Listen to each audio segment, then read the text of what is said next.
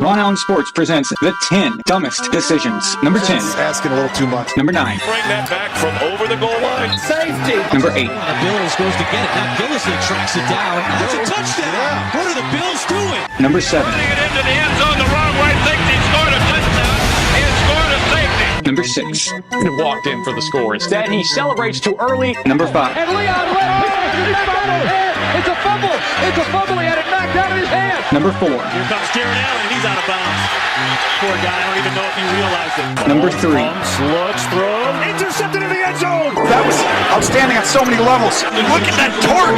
I just don't think Mahomes ever saw it. Number 2. Hope Anderson is behind him, and what in the world? And number 1, the dumbest decision. He flips it back. Stanford band nowhere in sight. Uh-oh. It's picked off. Uh-oh. Oh, no. Unbelievable. VonAllen Sports. The worst quarterback to ever win the MVP of a Super Bowl. Actually, I'm going to see if you guys know the answer. Don't look it up. That's cheating. Let's go. Okay. Mike Miller says Mark Rippon. Jeremy Starts says Peyton Manning. Anthony Preston says Patrick Mahomes. Wow. Luke says Flacco. Nefertiti says Eli Manning. What a great guess. Jason Never Sleeps says Eli Manning versus the Pats. Gord King says Benjamin Roethlisberger. Jeremy Starts says Peyton Manning from 06. The answer is Patrick Mahomes. Congratulations, Patrick. You have the Super Bowl MVP that I like to call, we didn't know who else to give it to, and Patrick Mahomes is famous right now, so we'll give it to him. Good job. Peyton Manning in Super Bowl 41 versus the Bears was the second. VonAllen Sports.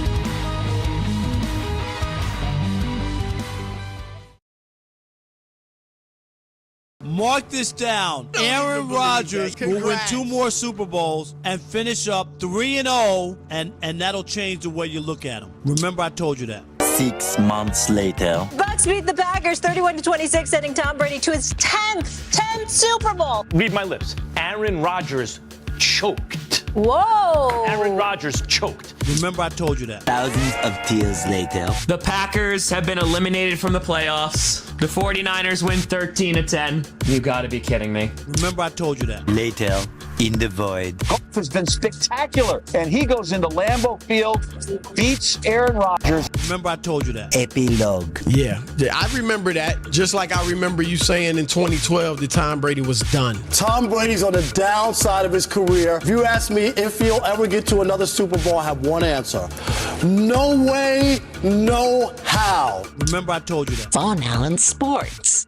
VonAllen Sports presents the 10 dumbest decisions. Number 10. Asking a little too much. Number 9. Bring that back from over the goal line. Safety. Number 8. Bills goes to get it. Now Gillisley tracks it down. That's a touchdown. Yeah. What are the Bills doing? Number 7. Putting it into the end zone the wrong way. Thinks he scored a touchdown. He has scored a safety. Number 6. He walked in for the score. Instead, he celebrates too early. Number 5. And Leon it's a fumble. It's a fumble. He had it knocked out of his hand. Number 4. Here comes Jared Allen. He's out of bounds. Poor guy. I don't even know if he realized it. Number 3. Looks through. Intercepted in the end zone. That was outstanding on so many levels. Look at that torque. I just don't think Mahomes ever saw it. Number 2. Hope Anderson is behind him, and what in the world? And number 1, the dumbest decision. He flips it back. Stanford band nowhere in sight. Uh-oh. It's picked off. Uh-oh. Oh, no. Unbelievable. VonAllen Sports.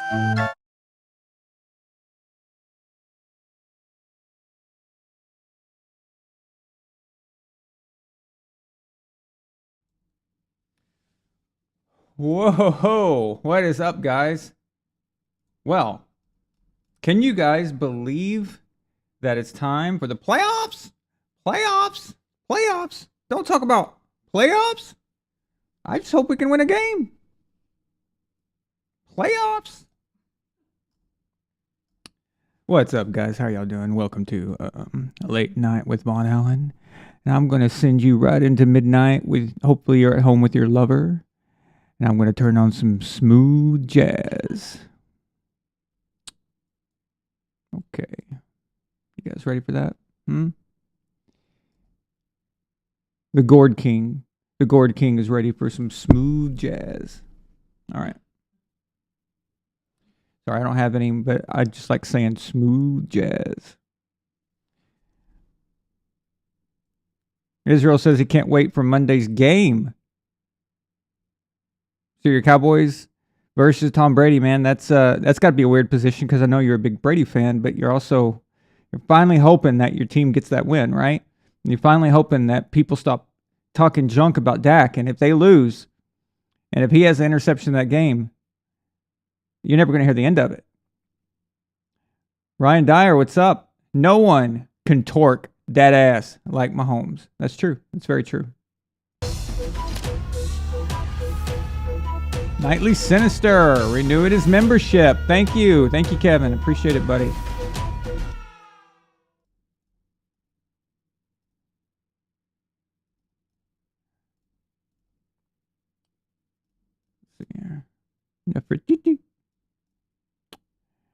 Let's see here. Let me screenshot this baby.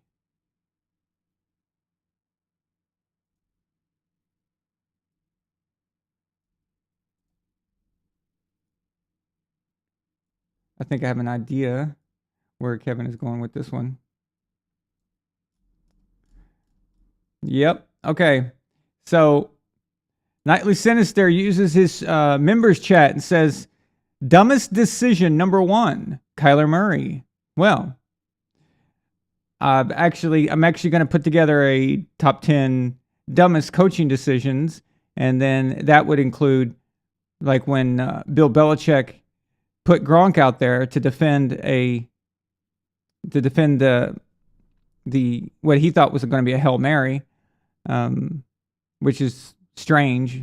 I don't know why he thought that, but of course they were going to do the whole Three Stooges bit. But anyway, you put Gronkowski at the last line of defense. That was a pretty dumb coaching decision. In fact, I could probably do a Bill Belichick top 10 of dumb crap that I disagree with. But then there's organizational decisions, Kevin, and that would put Kyler Murray in there. It would be the Kyler Murray and Cliff Kingsbury decision. Those would just work together. Damn, that thing's loud. That's scary music too. Dun dun dun dun dun dun dun dun dun. All right. I'll turn that down just a bit. All right. So yeah, so I'll have that, but you're absolutely right. It's the Cardinals are going nowhere. It's it's not good. It's not good. So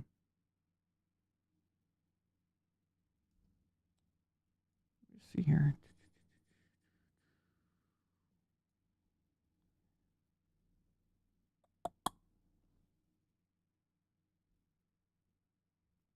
I like the ticker, but it's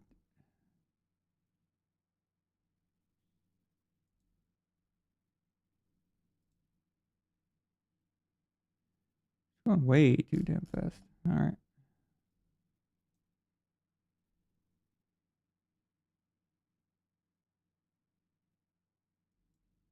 I don't know. Oh, there it is, the little turtle.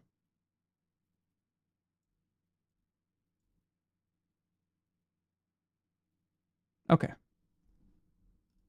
Nefertiti with a $2 super sticker says on set. Biden is here. What's up? Biden blah blah blah blah blah says I'm happy my Hawks made the playoffs, but I'm scared to play the 49ers. Yeah, that's a good thing. You know, it's a good thing and a bad thing. It's a good thing you get to watch your team in the playoffs. It's a bad thing to watch your team get crushed here pretty soon. I mean, basically, I can tell you what it feels like last year when the Patriots limped into the playoffs and got completely and absolutely destroyed by the Buffalo Bills, and it was not fun. It was not good. So, James Johnson, Consul James Johnson is present.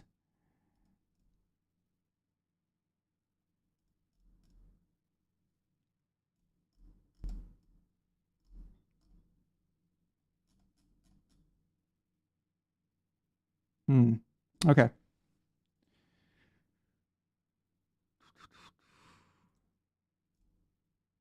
I'm just going to wait a little longer before I get started here.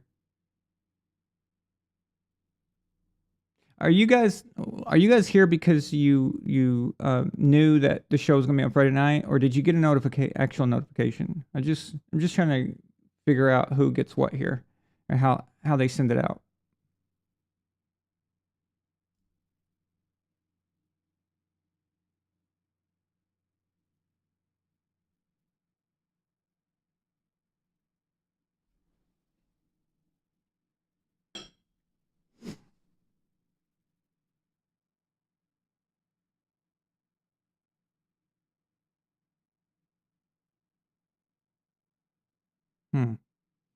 Man, there are a lot of idiots on Twitter, and I think honestly the worst fan base that I've seen.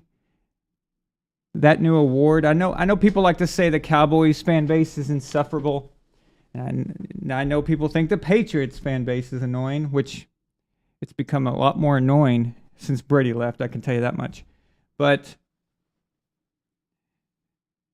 I think from my interactions, this season, now that we're at the end of the regular season at least, the most annoying fan base has got to be the Chiefs fans. The stuff they come up with is so...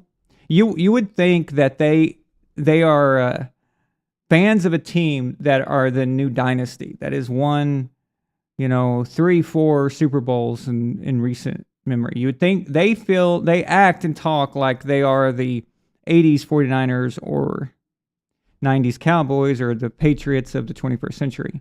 And it's interesting just how ridiculous they are.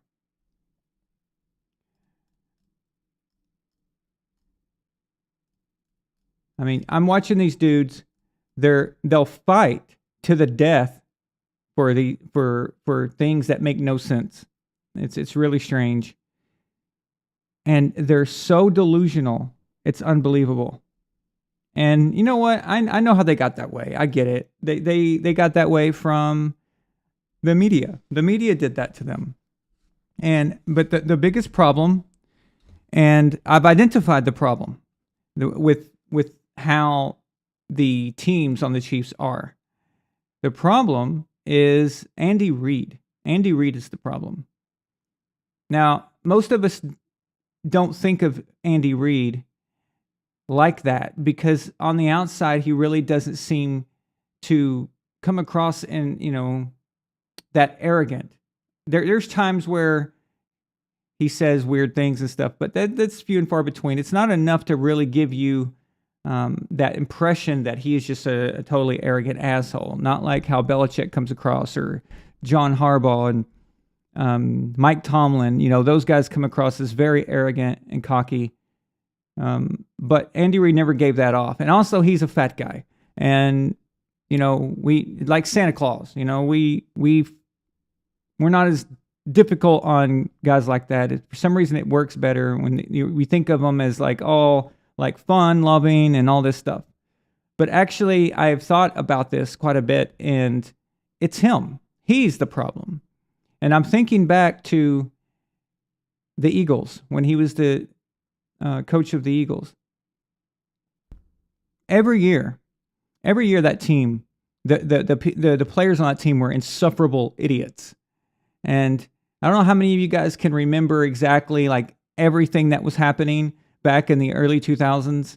I know some of you guys are really young, but around the 2003, 2004 era, like especially 2004 when they went to the Super Bowl against the Patriots, all they did was talk junk. All they did was talk about how great they are. I mean, Donovan McNabb was such an arrogant ass. And then, of course, they had T.O., and then they had a bunch of unknown guys that were talking shit like to Rodney Harrison, like Freddie Mitchell and guys like that who nobody even knew existed.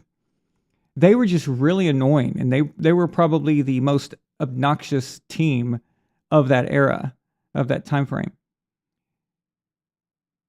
And I'm seeing that same exact thing The same exact thing happening with the Chiefs. Same situation. Very, except in this case, Mahomes has taken the arrogance that McNabb had, and he has taken it and ran with it. All right. And as a team, Travis Kelce, I don't even need to tell you about Travis Kelce. He is the most obnoxious, arrogant dickhead in the entire NFL. But you saw Tyreek Hill. Where did Tyreek Hill start doing that stuff? Okay? The little bye-bye and all that in people's faces, right? Where did he get that? Remember Matthew when he got into it with Tom Brady and how he was always whining and crying and stuff. I don't really remember a lot of that before, okay? But this seems to be allowed on their team, okay? Andy Reid allows this. He seems to encourage us. He seems to get a kick out of it because they keep getting worse and worse at it, and he doesn't do anything about it. Now, it could be a flaw in his teaching method, okay? And maybe it's not a flaw. Maybe it's something that he thinks is a strength, so to him it wouldn't be a flaw. To me it's a flaw, but maybe he doesn't realize he's doing it. But even his own children are kind of, well, let's just say he's not exactly getting Father of the Year anytime soon, if you guys know about Andy Reid's personal life. But just during the Super Bowl, his son got drunk, hit somebody. The other son was a drug addict thing. I don't know. But apparently, I think that Andy Reid might be one of these type of people, these type of teachers that allows anything to go just for the sake of letting his children, or in this case, players, have fun, have a good time, and you just let them do whatever. So it's not as much that I think Andy Reid is promoting this stuff. I think he just lets it happen. And I think that this is what happens when you let things just run amok, right? You've seen a little bit of this. Now, I'm not saying it's all the way, but you've seen a little bit of this from Bill Belichick recently. You've seen the disrespect from the players. You've seen the Patriots players yell back at the coaches now. You've seen them make idiotic decisions for themselves during a game and during gameplay. We've seen this quite a bit now. And Bill Belichick is kind of pulling back and letting them kind of do what they want. And the reason he's doing that is because he can't get away with his hardline stance on the players like he used to when Tom Brady was there. He can't get away with it, so he's pulling back. So maybe this is just what it looks like when a coach can't or doesn't want to be the disciplinarian all the time. And I don't think Andy Reid ever does this. But then you watch them, and they do this arrogant shit on the field all the time. They're doing these stupid... The other day, they were doing Ring Around the Rosie, okay? Now, I'm all for goofing off and having fun and making the game fun. Like, I like the touchdown celebrations with the team and how they come up with new creative stuff all the time. I love that. I think it's hilarious. That's not the same thing as doing a Ring Around the Rosie in the huddle, okay? That is blatant disrespect and stupidity and idiocy. But what that in particular bothered me the most was they would not have done that if that was a real team across the line from them. That was the Raiders, a team that they knew they were going to blow out, and a game that they probably didn't need now that we know what was... Actually, I don't even think... No, they didn't need it. In fact, the only reason Mahomes played is to secure the MVP, which is another thing. I don't know if how their thinking is or whatever, but that's fine. Yeah, you know what? I'm fine with that, actually. But you wouldn't have done that if that team across the line was a great team. You wouldn't have dared to try to do something like that. And so it goes back to the whole, okay, the dude that will flex and bow up to the little guy, but he would never do that to a bigger guy. You know? Like I'm thinking Will Smith, for example. Will Smith, he walks up and he slaps Chris Rock. Chris Rock is what, like 5'2"? Okay. if that was, instead of Chris Rock, if that was The Rock who said those things, Will Smith's never getting out of his chair. Will Smith is never saying anything. And you know that. We all know that. And that makes him a coward and makes it even worse. Okay? That's just how this is. And the Chiefs never would have clowned around and done something like that if that was a real team across the line. And it's just another thing that shows you. And remember, Andy Reid also allowed his quarterback to be throwing balls out of the stadium on video. Do you have any idea how idiotic that is for an NFL quarterback to be trying to throw a football out of a stadium at that high of an arch and that distance? Do you know what could happen? A lot of things can go wrong there.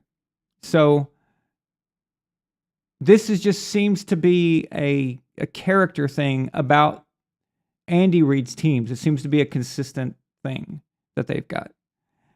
That, in turn, has turned the fans just as arrogant, and they think that they literally believe that Patrick Mahomes is the greatest thing that has ever lived in the NFL. They really believe this. It's not a joke. They're not just excited about their quarterback. They actually believe that the league has never seen this before, that the league has never had anything like this, and that Patrick Mahomes is some kind of fucking alien.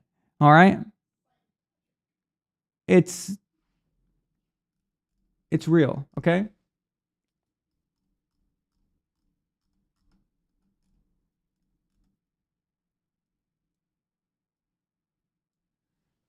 Let me catch up with you guys real quick.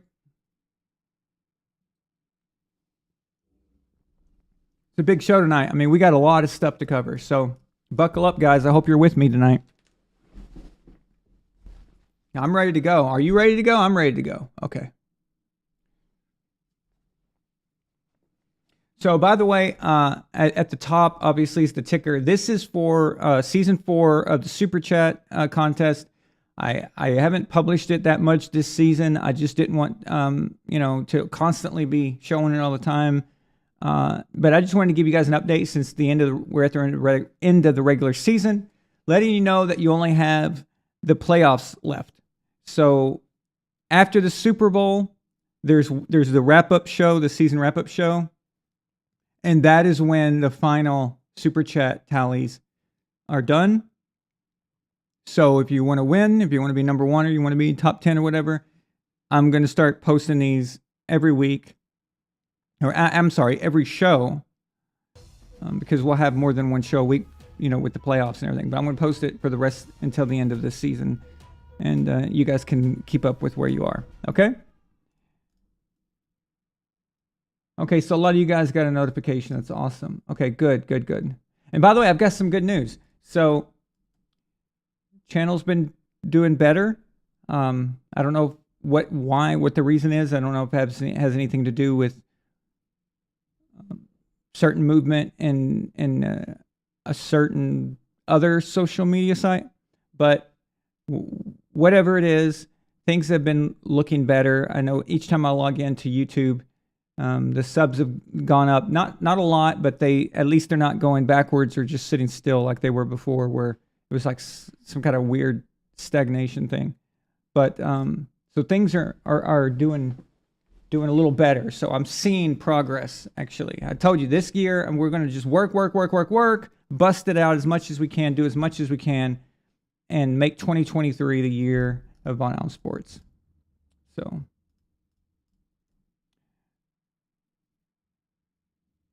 All of you guys, yeah. Let's see. Cool. All right.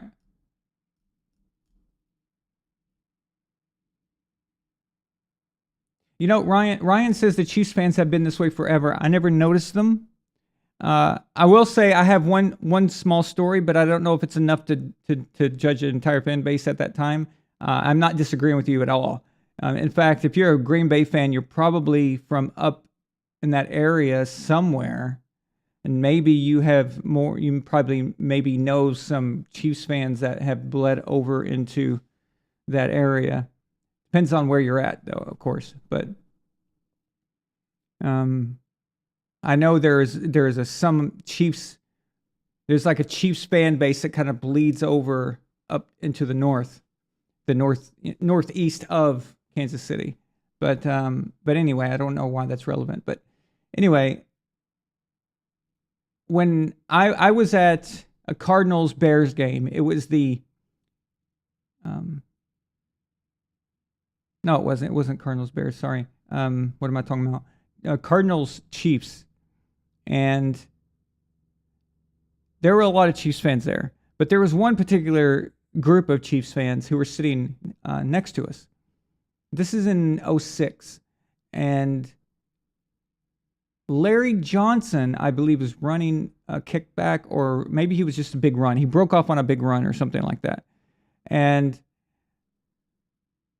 Antrell Roll, I believe it was Antrell Roll, but doesn't matter, I guess, who it was. But I think it might have been Antrell Roll. Grabbed his face mask and turned his head like an owl, okay, completely around. It was crazy. I honestly thought the dude was dead. Like, it looked that bad. It was rough. And these Chiefs fans acted as if it was Cardinals fans who were responsible for this. And these guys were starting fights with everybody. I mean, they were going nuts. They were so skanky. I'm talking white trash, trailer trash, just freaking just skanks. All right? Total skanks. And yeah, they were a mess. And but I don't know what that means. I don't know if that's any fan base that would have maybe done that, or, you know, with alcohol and stuff. I know a lot of fan bases get crazy, but you mentioned Chiefs fans before. They were that way before. Maybe they were. Maybe I just didn't notice them because they've sucked for so long and nobody cares about them. I mean, they had certain years where they were kind of okay, but they never did anything that mattered. I mean, even when Andy Reid first got to the Chiefs, they would sneak into the playoffs, and then they gave up that big lead against the Colts, Andrew Luck and the Colts, and then we took them out another year. So just, I don't know. When they had Priest Holmes, they were pretty good. When they like I said, they've gone up and down. It just depends on what year it is and how things are going. But they were never consistently a threat it's been a long time. So, but I'm not surprised. I'm going to go with you, Ryan, on this one, that they were probably like that before, and I just didn't notice it. But I don't know. I don't think they can be this bad, though. But it is something consistent between Andy Reid's teams, I'll tell you that. What's up, Tyler? Ryan Dyer says, rhetorical question. Has Patrick Mahomes even played well in a Super Bowl? Well, like Ryan said the other night, and it didn't click until yesterday because me and him talked about it in the comments section of another video. Nick Foles is the Chiefs' best Super Bowl quarterback. And that is because Nick Foles did play for the Chiefs at one time. Of all the many teams that Nick Foles has played for. Yeah, he had a brief stint there because Andy Reid and all that. But, yeah, it's true. The Kansas City Chiefs' best performing Super Bowl quarterback is Nick Foles, at least in recent memory. I don't know. We'd have to compare Nick Foles' game versus Lynn Dawson's. So we'd have to take a look at that and see, but at least of this century, we can definitely say that. So that's pretty good there, Ryan.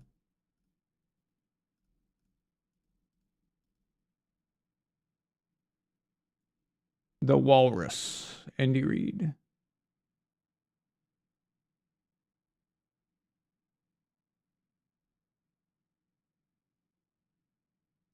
You know, Gord King, you mentioned in midi-chlorians. About a decade ago, I went to the Cedars-Sinai Hospital with Milena, and because her mother was having a procedure done, and I walked into the into her room, and I got real serious, and the nurse and the doctor was in there, and I picked up this little clipboard thing that was sitting on the dresser there, little shelf. And I got real serious, and I looked at her and I said, so how's Jana? Her name is Jana. Milena's mother, his name's Jana. And I said, how's Jana's white blood cells count? And they were like, oh, it's good, it's good, it's good. I said, how's her blood pressure? Oh, it's good, okay. What's her midichlorian count? The nurse was like, I don't know. It was a long pause, right? It was like, what the hell is this guy talking about? Almost like as if I brought up something that she should know and she's feeling stupid because she doesn't know it. I had her. So, trying to be funny in the medical field is not good, okay? It's not good. It doesn't work. These people have no sense of humor, all right? When I went in for my hip, okay? First, I went in to get my vitals recorded, okay? I'm in there. They wheel my ass in there, and I tell the lady, I said, listen, I already know my vitals are good. Can you just take my word for it? That's clearly a joke. How would I know what my vitals are? How? You know? So I'm clearly joking. She took me seriously, and I found out later the reason she took me seriously is because in the state of California, if you go in to a medical place and you tell them something, they've got to take you seriously. Like if I tell them I am a goat, or if I tell them I am a fish or a suspension bridge, they have to pretend, they have to go along with my lunacy and go along with it and agree to it. So they have to take whatever I say as face value. Of course, I wasn't thinking this at the time. I just thought anybody with common sense would know that that was a joke. They send me out, and I'm like, wait.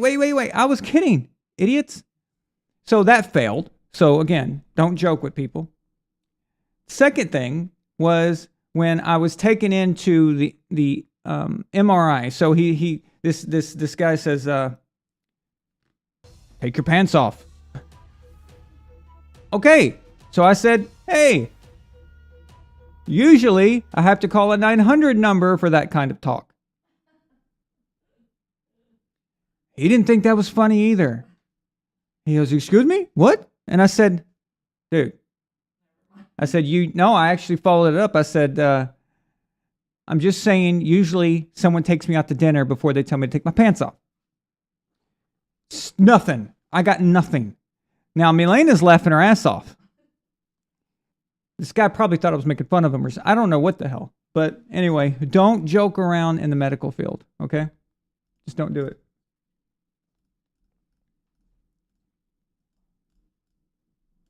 They have no sense of humor at all. Holy shit. Damn, James. Okay. I just saw that pop up at the top there. Okay. Let's see here. Cool hand, Jared.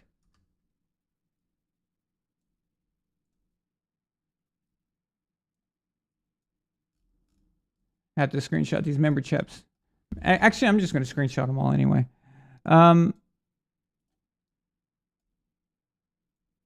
Cool Hand Jared, member for 2 months, sends a member super chat. He says, Bills got screwed out of the number 1 seed.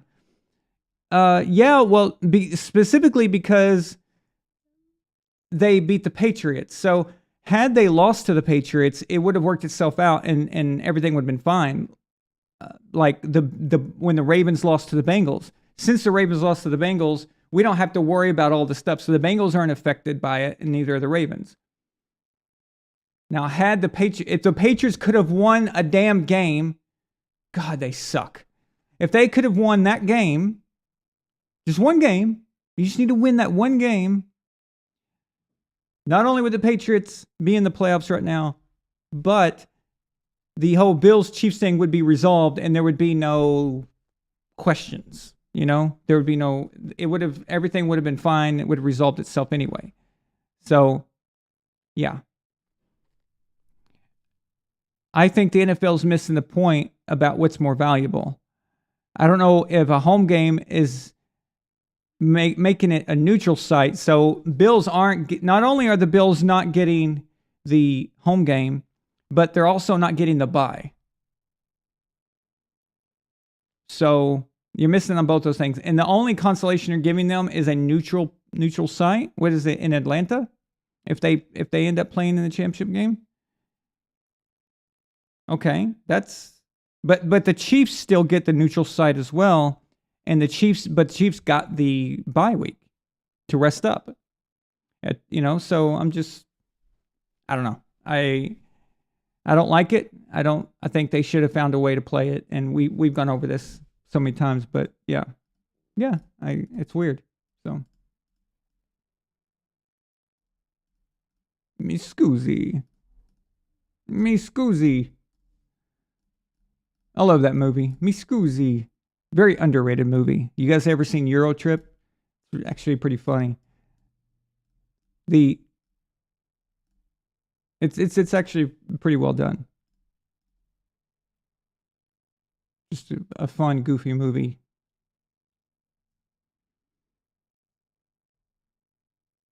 DC52 says, whatever happened to act like you've been there? Well, that's all gone now. I mean,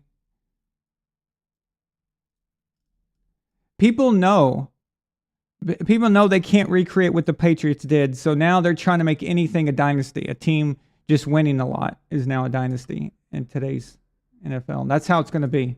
They're going to try to, basically they overreact to anything, trying to make it bigger than what it is because they want to have that. They just know that no team is going to reach what the Patriots did and what Brady did. So, $5 super chat from Ryan Dyer. He says, I got beer poured on me at a Chiefs game when I was 16. They pointed a laser at Tom Brady. They threw snowballs at Marcus Mariota and Andrew Luck. Well, all those things other than getting beer poured on you happened during Andy Reid's time. Sorry about the beer, though. That sucks. Thank you for that super chat. My brother Jason Never Sleeps says, playoffs? I'm talking about playoffs. I'm just trying to win a game. Playoffs? All right.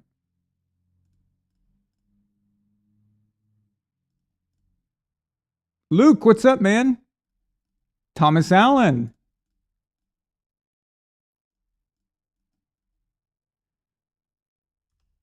Look at that. Wow.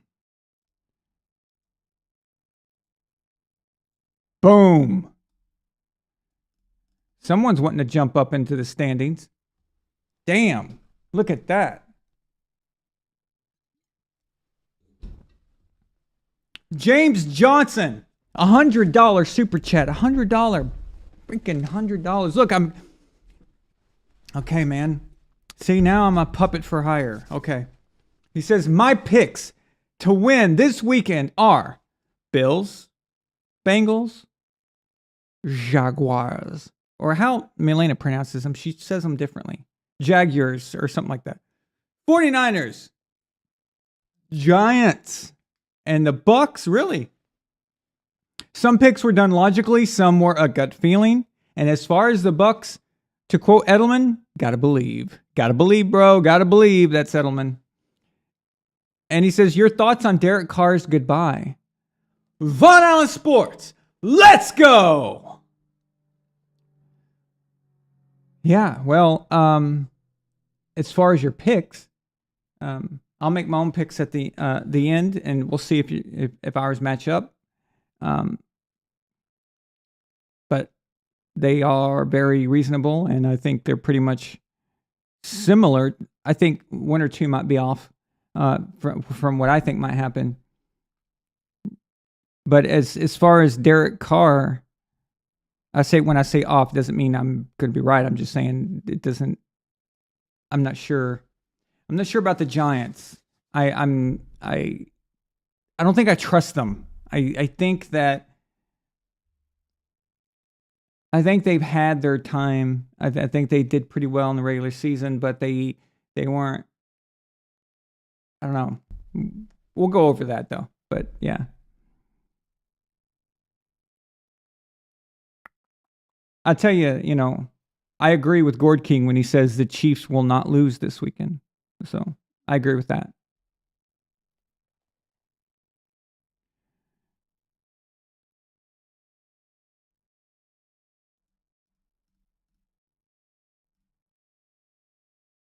Oh, yeah. Okay. I'm sorry, DC. If the midichlorians, yeah, it was a Star Wars reference. Midichlorians are in Star Wars. It's like the things in your blood cells that make you a Jedi.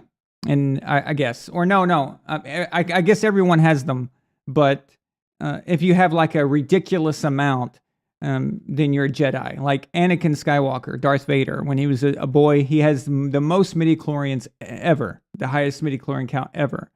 And so, I guess that's Star Wars version of being divine, like to put it in religious terms, a prophet, or somebody who God speaks through or has some kind of power. That would be in Star Wars. I think that's probably the equivalent, but I'm not a big Star Wars person. Like, I don't know everything about it, but I knew enough about that to make the joke, of course. But now, if you want to talk Star Trek, I can do Star Trek all day long. So.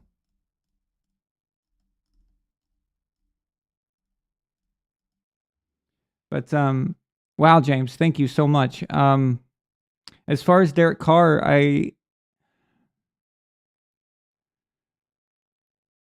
sometimes people need a change. Sometimes it's good for everyone. In this case, I think it's run its course. Derek, I've noticed that Derek's run into a thing where he's happened to be defended. There's like an internal thing on the Raiders where there's Raiders fans that hate him, and there's Raiders fans that defend him and love him, and it's just a bunch of crap. And I don't know why they're even fighting, because the Raiders have been garbage for so long. Derek Carr is probably one of the best things that's ever happened to them. And he's not even, considered an elite quarterback or anything like that. That just shows you how bad they've been for a long time.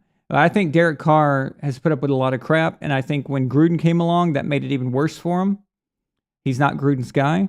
There's also another problem that Derek Carr has, which is he is not a first-round pick, and that is always going to follow you forever. So I think he needs to change, and I think he'd be better off somewhere else.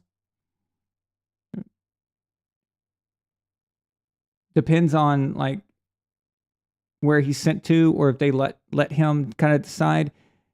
I don't think Derek Carr is in a situation or the type of player where he can have a lot of say in where he goes. And I also think Josh McDaniels is kind of a dick and will probably just do whatever he wants to do. So that's fine. Whatever is best for the team, I guess, right? For the Raiders, whatever gets them the best deals. You can't worry about where a player's going to go all the time. You can't do it for everybody, can you? So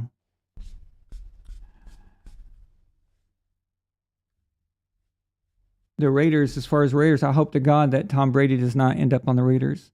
I don't like that match. I don't like it, and I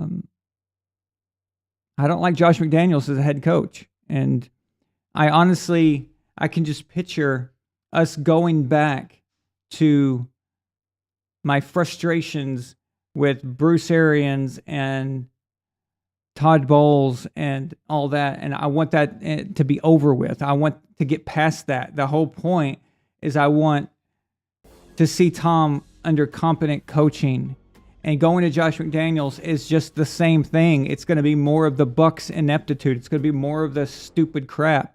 It's going to be better than Todd Bowles, but not as good as Bruce Arians. So it's going to be like in a middle somewhere. And I'm just going to be frustrated constantly. I was frustrated when Josh was offensive coordinator for the Patriots. When they were winning Super Bowls, I was frustrated by Josh McDaniels. So...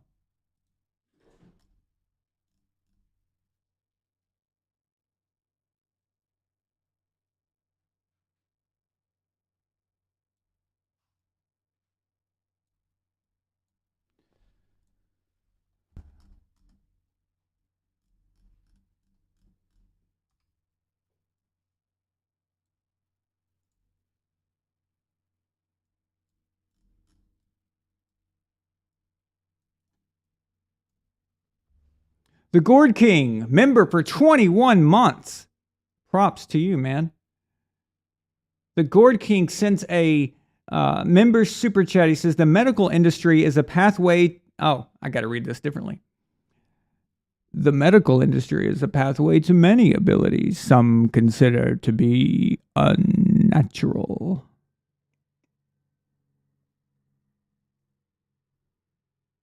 It's true. But one of those abilities is not a sense of humor.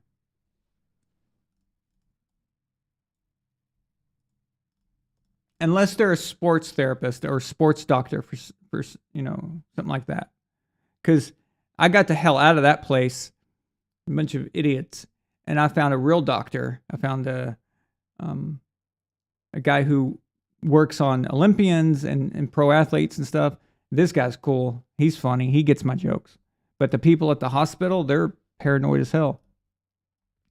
You guys know that I was, I went to Phoenix recently for Christmas.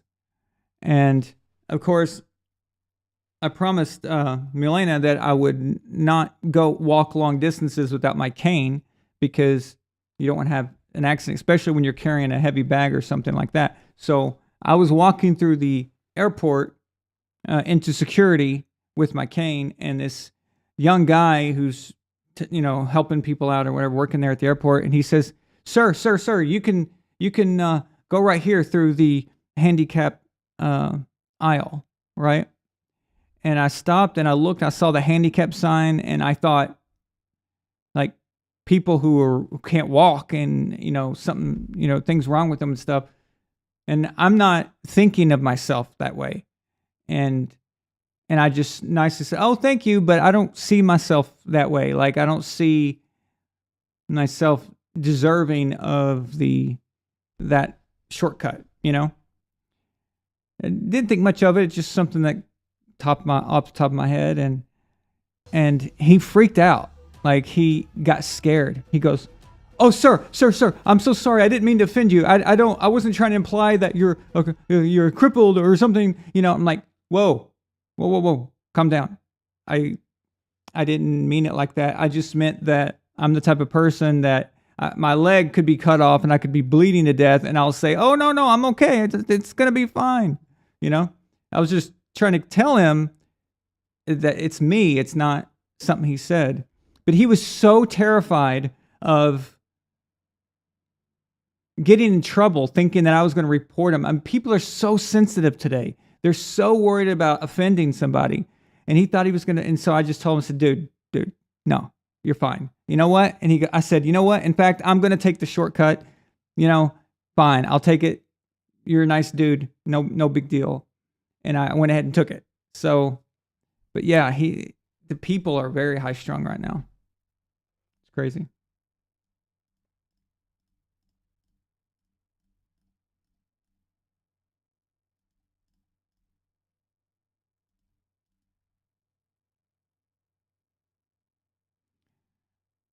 D. Bateman, 26.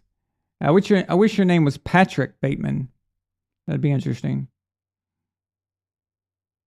Are you his brother? D. Bateman. He says, hey, VAS, I'm an illustrator and made a pretty badass Brady illustration in the vein of Norman Rockwell. Wow. My dad loves Norman Rockwell. I think Norman Rockwell is my dad's favorite artist. He took me to a Norman Rockwell gallery years ago. It was really awesome. And D. Bateman says, where could I send you a copy of one? I assure you'll love it and want to hang it proudly. Wow. Dude, thank you. That's badass. tell you what.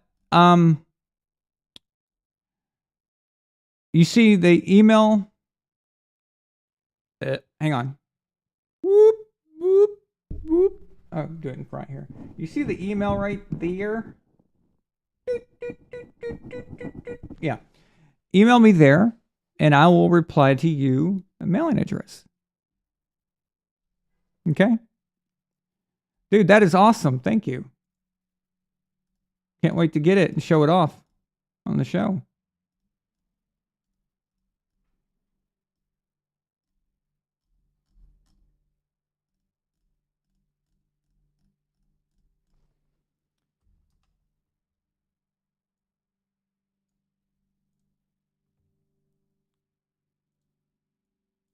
Okay, see, this proves that we have the smartest fan base on YouTube.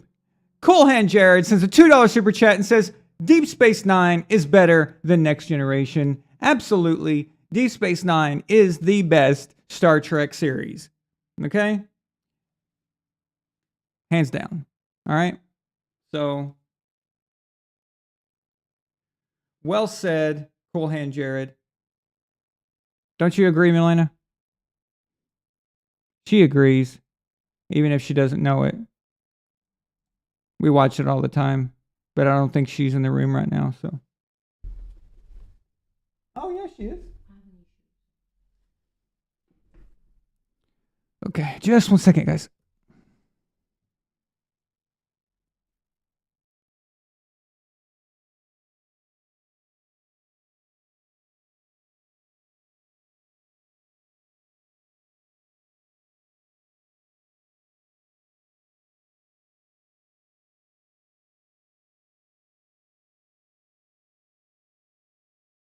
Okay, I'm back. All right, so let's see. Deep Space Nine. Yeah, that's right, Gord King. 9.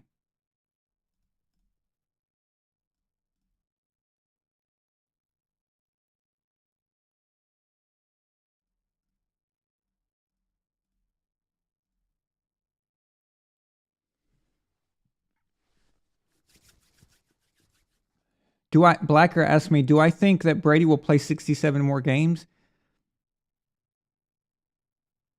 No. No, that's a lot. That's a lot of games. No.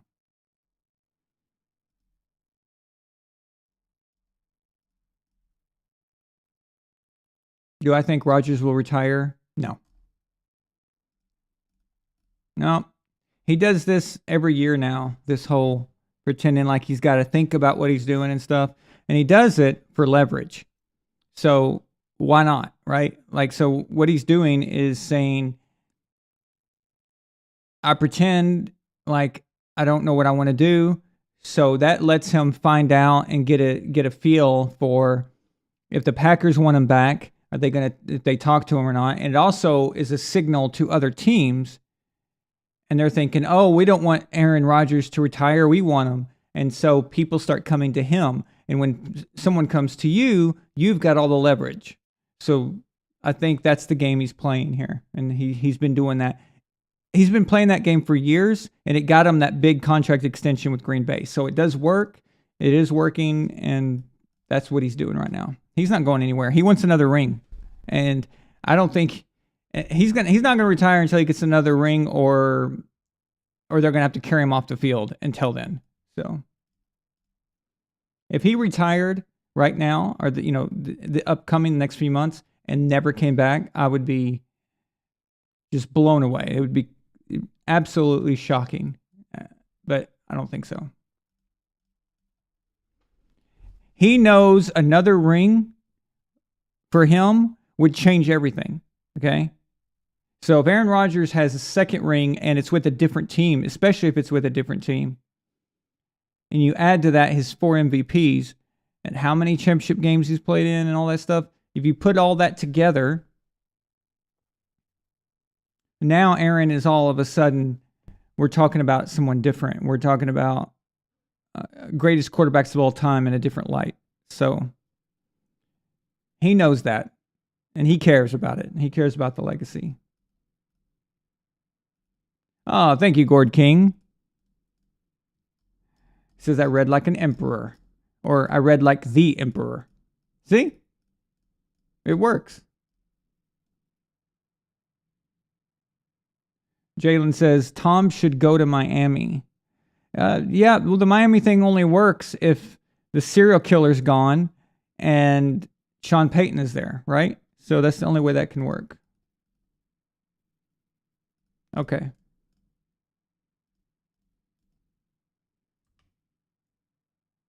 And remember, guys, I'm glad you're doing it. I just want to remind you, those of you who have memberships, you're paying a monthly fee every month, okay? One of those things, that comes with it is a members chat. It's a free chat. It's a free super chat. So you get one every show. I think it's every show, right? Pretty sure. You're already paying for it, so make sure you use it. Get your money's worth. Come on, guys. All right.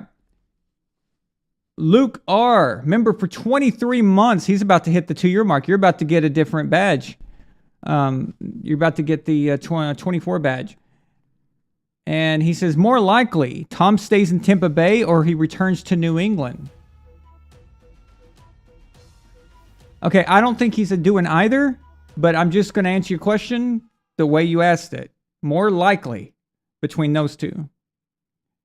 More likely to stay in Tampa Bay.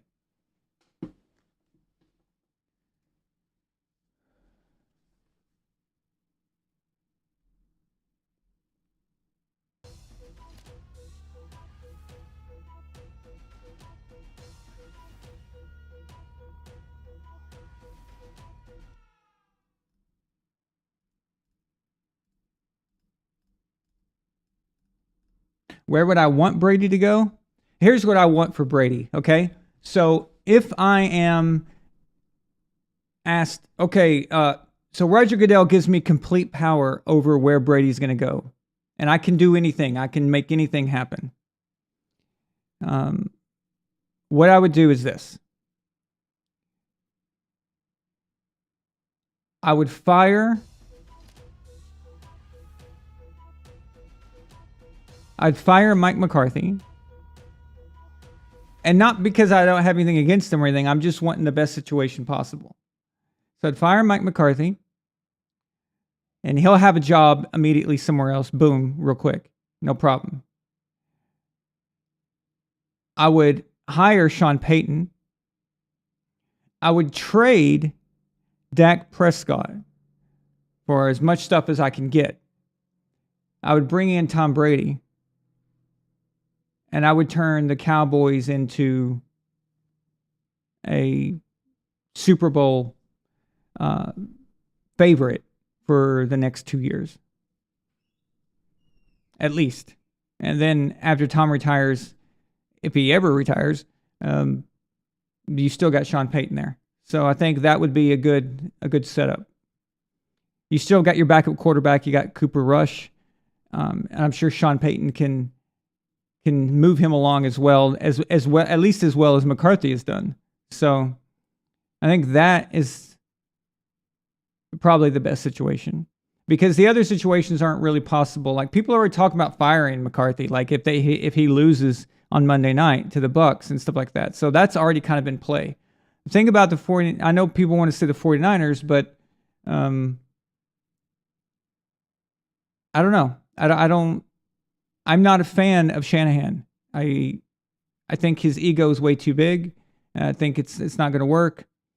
As far as New England goes, of course, wouldn't I want to see Tom back in New England? But you know what? First of all, there's a large part of the New England fan base that doesn't deserve Tom to come back, and they've become a little butthurt little bitches.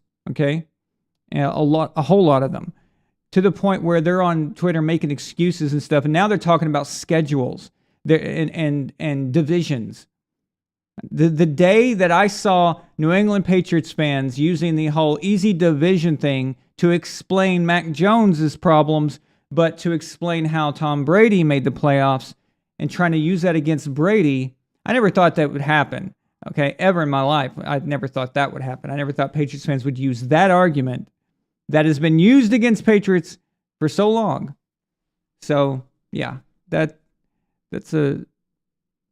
not something you want to see. But the truth is, the Patriots are dysfunctional. Their players are, a lot of them are shit. Bill overpaid for a lot of them. At least 4 that I can think of that were highly overpaid, that are not worth it. He bought the wrong players, basically. Now, had Tom been on the team this whole time and was able to choose where that money went on players he wanted, that's different, because you saw what he did with Tampa Bay and the guys he brought along. So that's a different situation. But Bill picked these guys, and they're not very good. They're just not. They're not difference makers at all. And I don't know. I would love it, but I would only love it if they would win again. And are we sure that they can? I mean, but as far as the Tom in Tampa Bay, the only way he's staying in Tampa Bay is if they fire Todd Bowles and hire Sean Payton, and that's it. So that's it. That's the only way he's staying. But there's no way Bill Belichick is going to let Tom back or even ask him to come back, because Belichick's pride is his ego is too great. He wouldn't even admit that he screwed up with the offensive coordinator stuff. He wouldn't even admit it. He wouldn't just say the words, yeah, that was a bad decision, or I shouldn't have done that, or, whatever. So, yeah, I know he made the final decision, but he didn't actually say it. He didn't actually say, I made a mistake. He didn't actually just own up to it. He never owns up to what he does wrong. He just doesn't.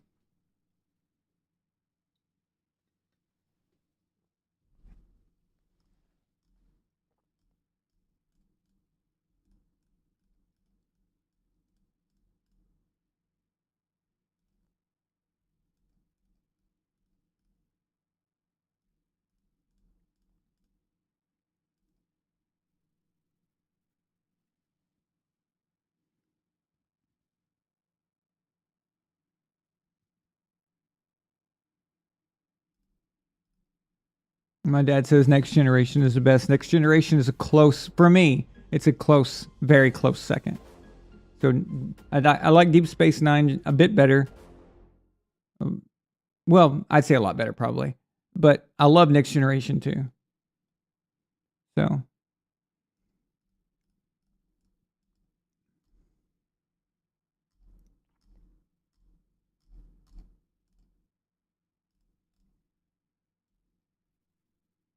Star Trek. That's so funny. Safe space.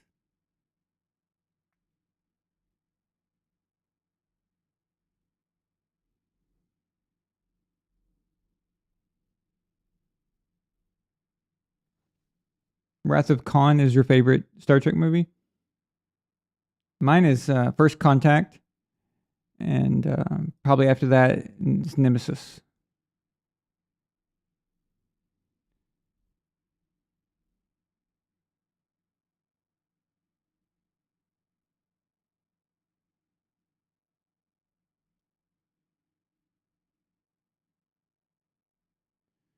Okay, here we go.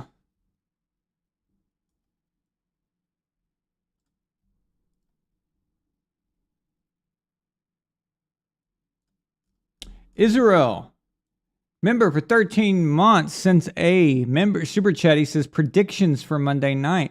Oh, I'm gonna do that soon. So I'll come back to that. Okay, I'll come back to that one.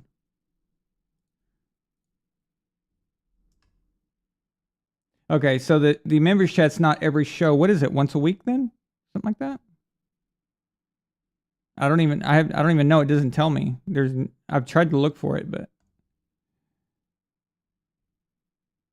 have you guys ever used more than one in a month? Maybe it's once a month. Nightwalker, member for 25 months. He has the 24 badge. Awesome. Also level 4 general. He says, Nightwalker says, it's one every month for celebrating another month of being a member. Okay, so apologies, guys. I thought it was more than that. But yeah, once a month, so make sure you use them. Thank you, Nightwalker.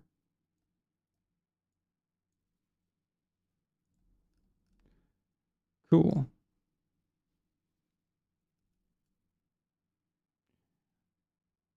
I can hear Nightwalker in my head saying, you will use your super chat once per month. That is an order. Nightwalker loves my German accent.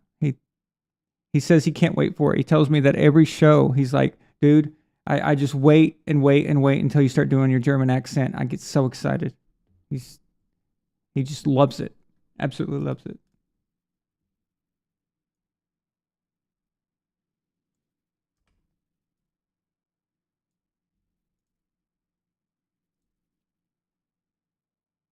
Okay, let's see here. Biden, blah, blah, blah, blah, blah, blah, blah. Let's see. Did you? Hey, do you keep any important documents next to your car by any chance? Anyway, Biden blah blah blah says, I want Brady to go to the Jets and win a ring to fulfill the meme. He can go anywhere. Yeah, that's true. I mean, I even used the meme once where he's in a Jets jersey. But you know what? Honestly, he did that. He went to the Bucs, and they suck. They were terrible. And the losingest team in all 4 sports franchises as far as win percentage. So we called them the Tampa Bay Succaneers until Tom got there. You know, yeah, they had that one year where they were good in 2002 and won the Super Bowl. That happens sometimes. But before all the times before that, since the 70s, they've been garbage. And ever since after that, they had been garbage. So they had that one time does not help them. But I get your point. Yeah, the Jets. But I couldn't handle it. I couldn't handle watching Tom as a Jet. That would be weird. So.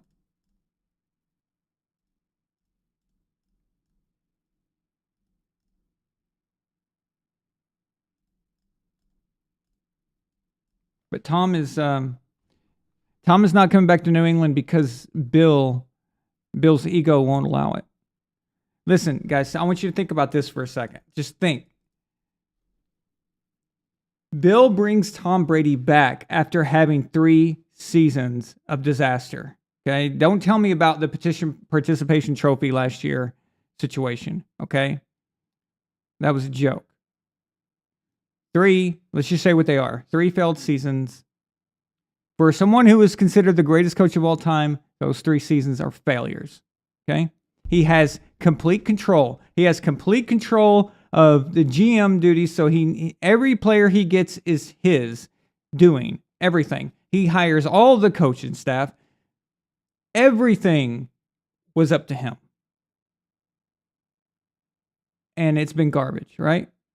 And then all of a sudden, he brings Tom Brady back, and they actually do well. They win the division against Buffalo. They take the division back. Tom Brady's back, and all of a sudden, they take the division back, and then they go in the playoffs. Bill's legacy is, okay? He's better off just letting this thing ride. Okay? And being kind of mediocre until he retires. And then he can always fall on and say, well, I never got another elite quarterback. Now, I know that's a lame excuse, but at the very least, he could say that. And that's not even that good of an excuse. But to bring Tom back, that is absolutely admitting that you absolutely needed Tom. And you couldn't do it without Tom. And his ego is not going to allow him for that. Now, I think it's dumb. I think I think them working together is a great thing. And I would actually think more of Bill by doing this. I would think more of him. I would be like, wow, he actually, allowed for this to happen and checked his ego at the door. But he's not going to do that. He's not going to do that. For a guy who always says it's what's best for the team, I'm going to do what's best for the team. They even have a sign up in their practice facility that says check your ego at the door. Okay? He's got the biggest ego of anybody.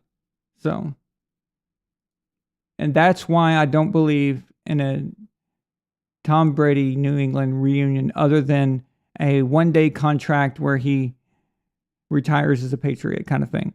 But other than that, as long as Bill's there, he's not going to do it.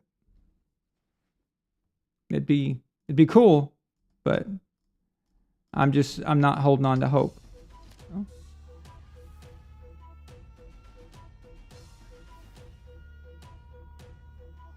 Okay. Dave Wilhauer sends a $10 super chat. He says, thank you for saying that. New England fans are so bitter now.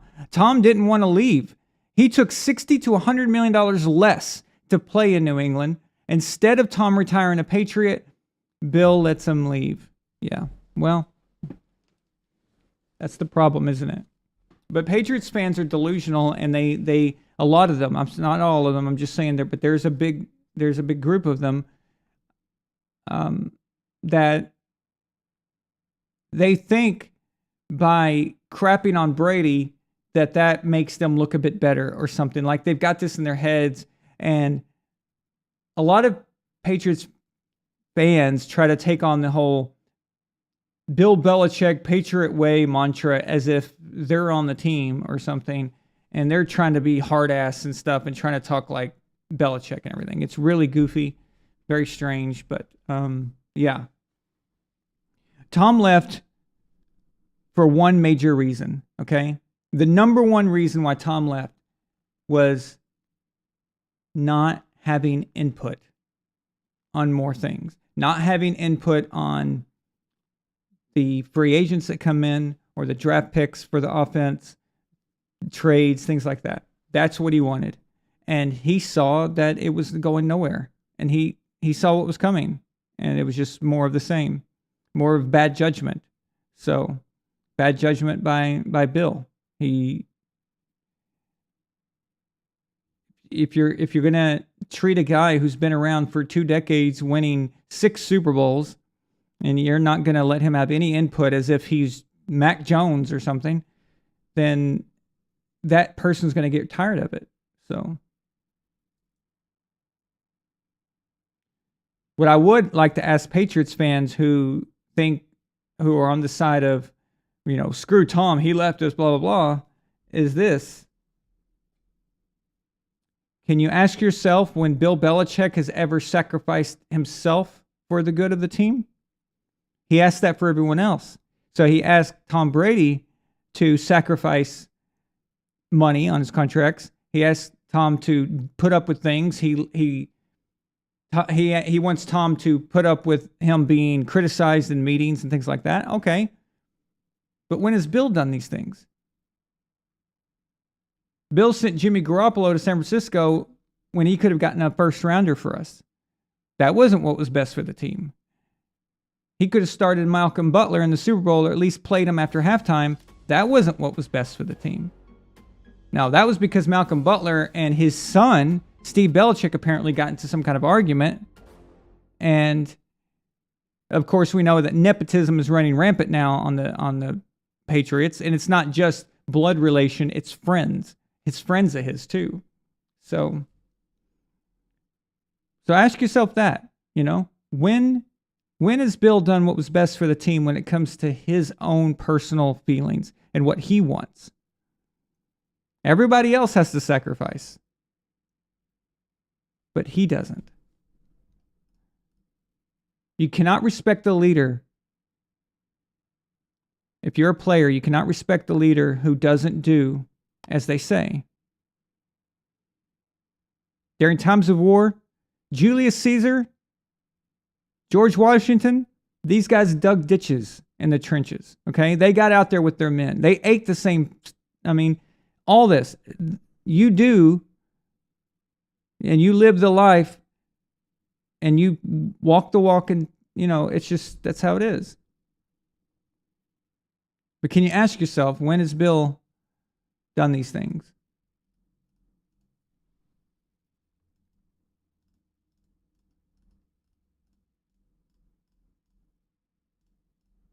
Yeah, Nemesis is a great movie. It gets crept on way too much. I still don't know why people hate Nemesis. It's extraordinary movie. It's very well done. Great acting, too, in that one. Gord King sends a $2 super chat. It says, friendly reminder to use your member once a month.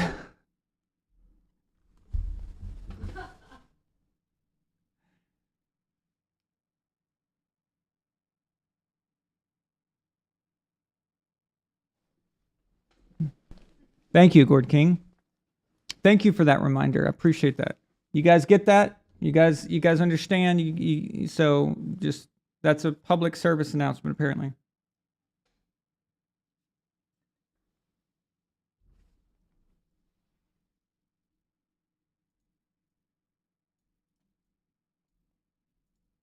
Do you just sit around thinking of this stuff all day long? What, like, it's funny. Ah, here we go. DC52 sends a member super chat. He says, because your accents are so bad, they're good. Come on, man. I think my German accent's pretty good. I sound like Klaus Schwab, you know? The leader of the deep state, that psycho Nazi dude over at the World Economic Forum. You will own nothing and you will be happy. That is an order. Get on the train. Get on the trains. Yeah, he's going to be saying that. You will own nothing and we will be happy.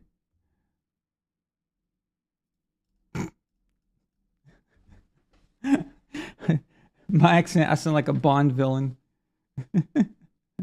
A bad Bond villain.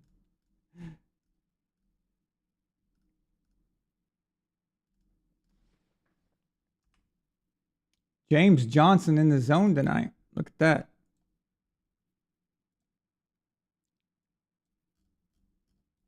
James Johnson, Consul James Johnson, member for 20 months at level 5. That is incredible, James. Thank you so much. For those of you guys who don't know what that means or what level 5 is, that's $50 a month for 20 months. James, you're amazing, dude. Thank you so much. And stuff like that is what keeps the channel going, and we really, really appreciate that so much.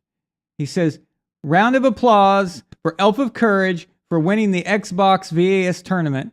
Honorable mention to Gord King for making the championship as well. Bills, Bengals, 49ers were easy. Giants, because I can't trust the Vikings. And Jags, because head coach has Super Bowl versus the Chargers, who have apparently guys on IR. Okay, so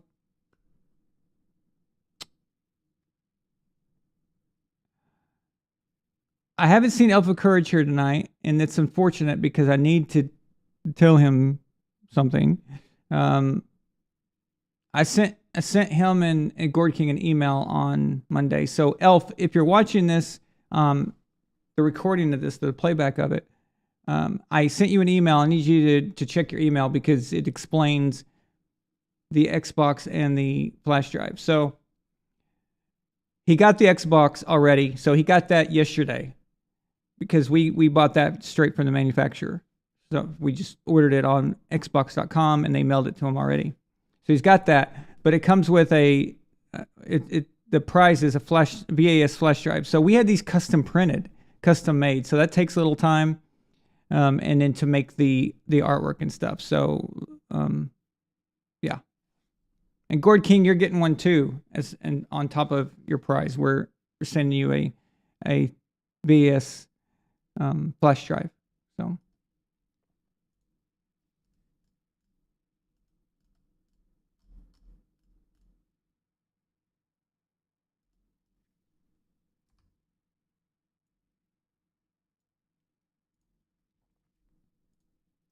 Wow. Nice. I haven't heard from Tyree in a while. What's up, Tyree? Level 4 General. Tyree, 20 months. He says, hey, everyone, what's up? What's up, man? Oh, shit.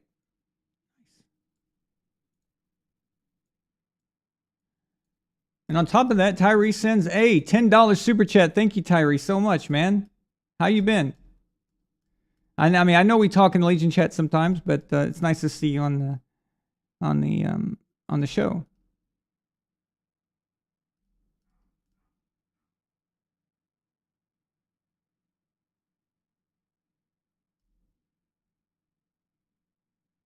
Yeah, Ryan, you thought winning Super Bowls was easy. Apparently, that a lot of Patriots fans, maybe that's kind of dawned on them. Luke says, yeah, that's because they want to distinguish themselves from the bandwagoners who flock to New England. It's still stupid. This is one thing. I'm glad you mentioned that, Luke. This is one thing that people don't seem to understand. Okay. Bandwagon. Okay. What is a bandwagon? A bandwagon obviously is you get new fans that are attracted to your team because you're winning a lot. And that's always been seen as a bad thing. This is not a bad thing. Okay. Being a fan of a team before they were good isn't some kind of achievement for you. Okay? You didn't do anything to get this. You just happened to be the fan of the team before they got good. You had no control over it. So it doesn't make you more special or better than anyone else. Okay?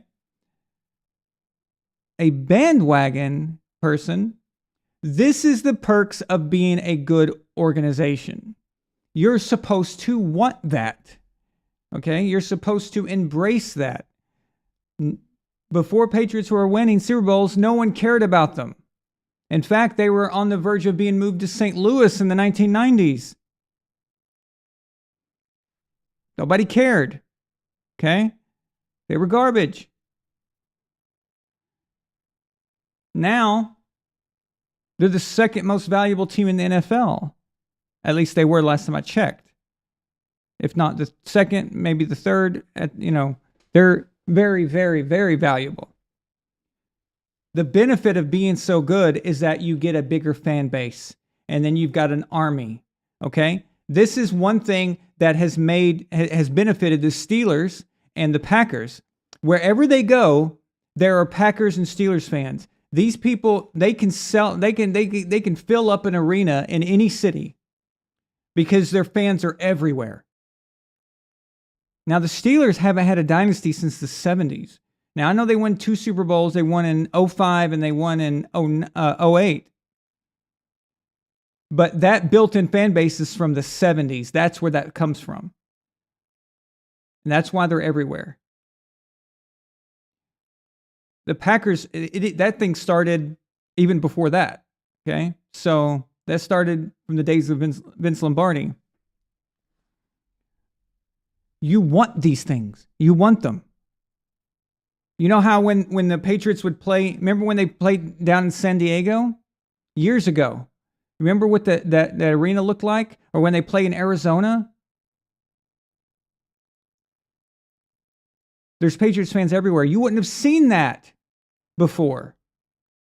So we're benefiting. If you're a Patriots fan, you are benefiting from this. That there's support. There's people cheering on your team even when they're on the road.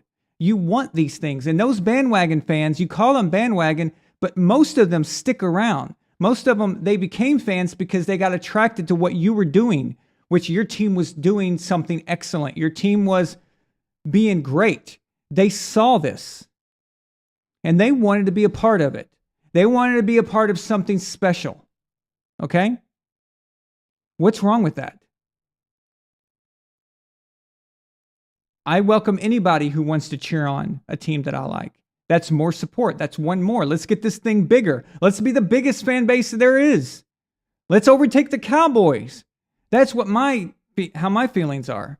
That's a great thing. This is not something bad. This is not something you should be pissed off about.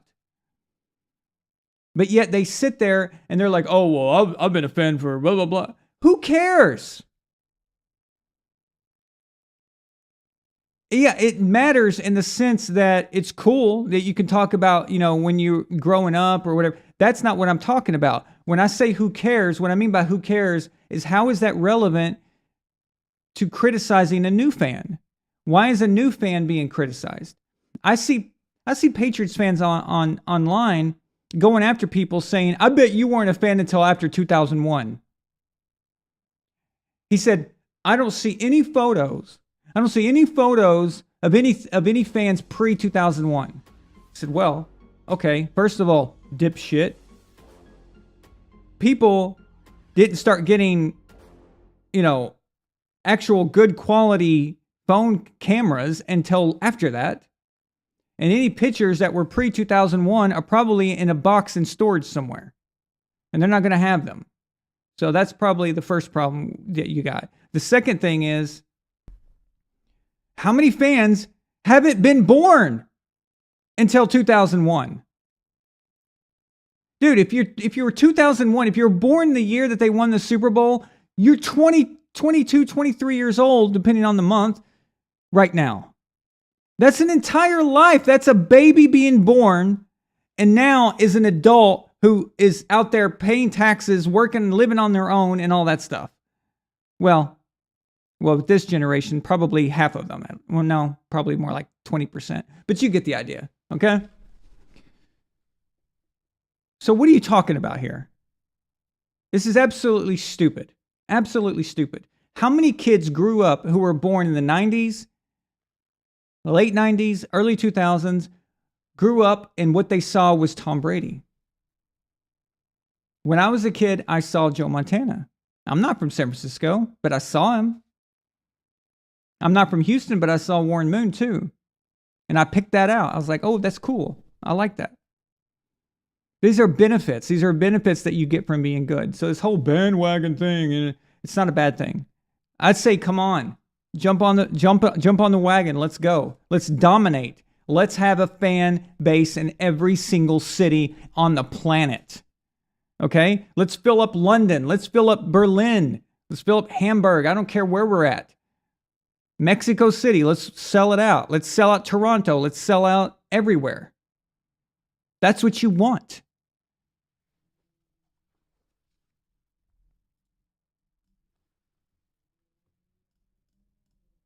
Bandwagon.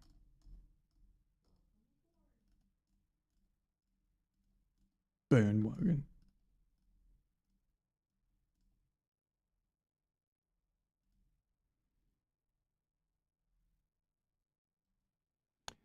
Biden says I should put a timestamp and a comment on this video. What do you mean?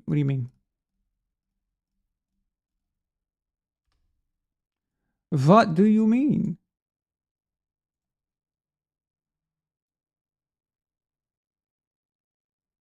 Nightwalker's probably rolling his eyes right now. Like, all right, Aaron, stop with the German accent.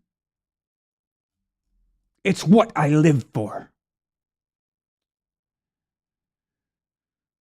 Get on the trains. Okay. Tyree Vaughn sends a $5 super chat. He says, I've been busy working a lot, got promoted and been busy. Ooh, yes. Let's go. Tyree Vaughn. Hell yeah. He says, I have been listening to the shows, but nothing's better than live. He says, excited for Wildcard weekend, baby. I can't believe the playoffs are here. It's crazy. Time's gone by fast. Oh, gotcha. Okay. Yeah. Good idea, Biden. So yeah, I'll put that in the comments after the show. Great idea. So.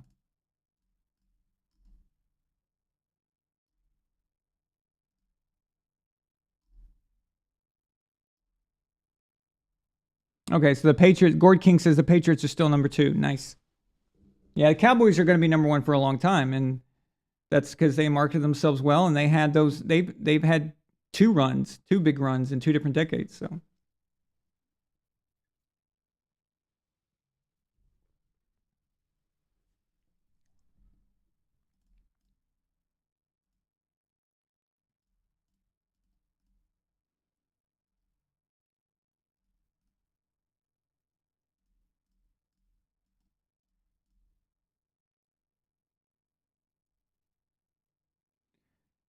I think some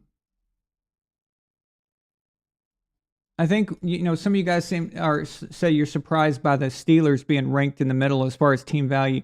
Team value is there's a lot of factors that go into that. It's not just merchandise sales or things like that, and also merchandise sales is a hard thing to gauge for a team like the Steelers, because most people already have their jerseys and they were from a long time ago. That's an older dynasty. The New England Patriots are a newer one, so they're of course always, and then they just changed their uniforms too.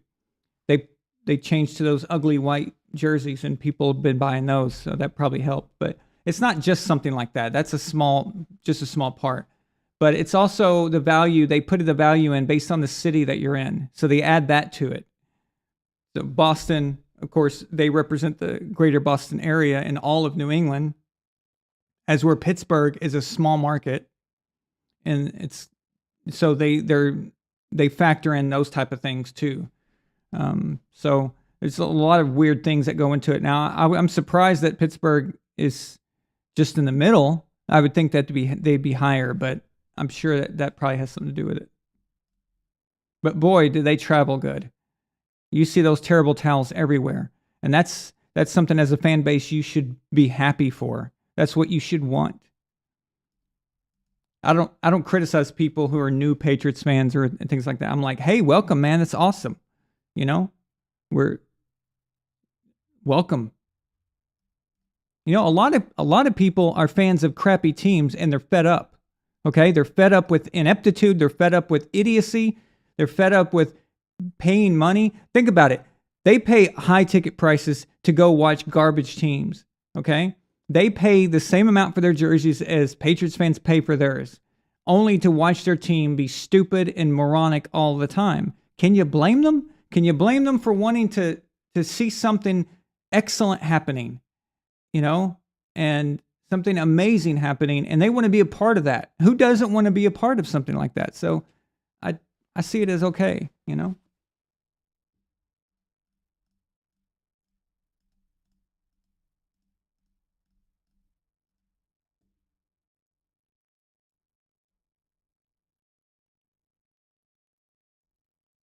And I grew up in regarding what Luke just said, I grew up in a place where we didn't have a professional team. So you basically picked for random reasons.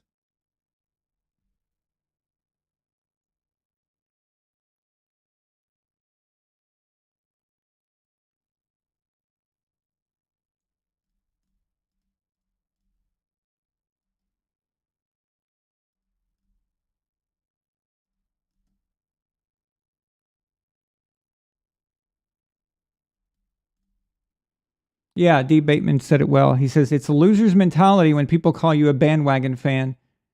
No, I'm a fan of quality product. That's music, movies, sports. I go with the best stuff. Who wants to see a crappy team, a crappy quarterback your whole life? I agree. There's got to be a time where those teams, those garbage organizations are punished for what they do. And if I grew up a Lions fan or Cardinals fan or something like that, I wouldn't blame you. I wouldn't.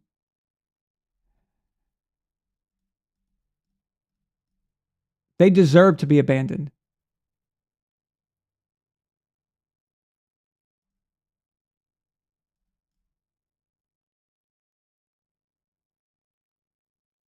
Gord King, you said that it doesn't account for the stadium's real estate value. That's strange considering it's got to be at least the surrounding area, because the Rams weren't worth that much. And in the moment they moved to LA, and all of a sudden their value skyrocketed.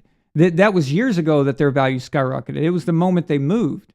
So they've got to be factoring in something regarding the market area. It has to be. Otherwise, why did they jump so high?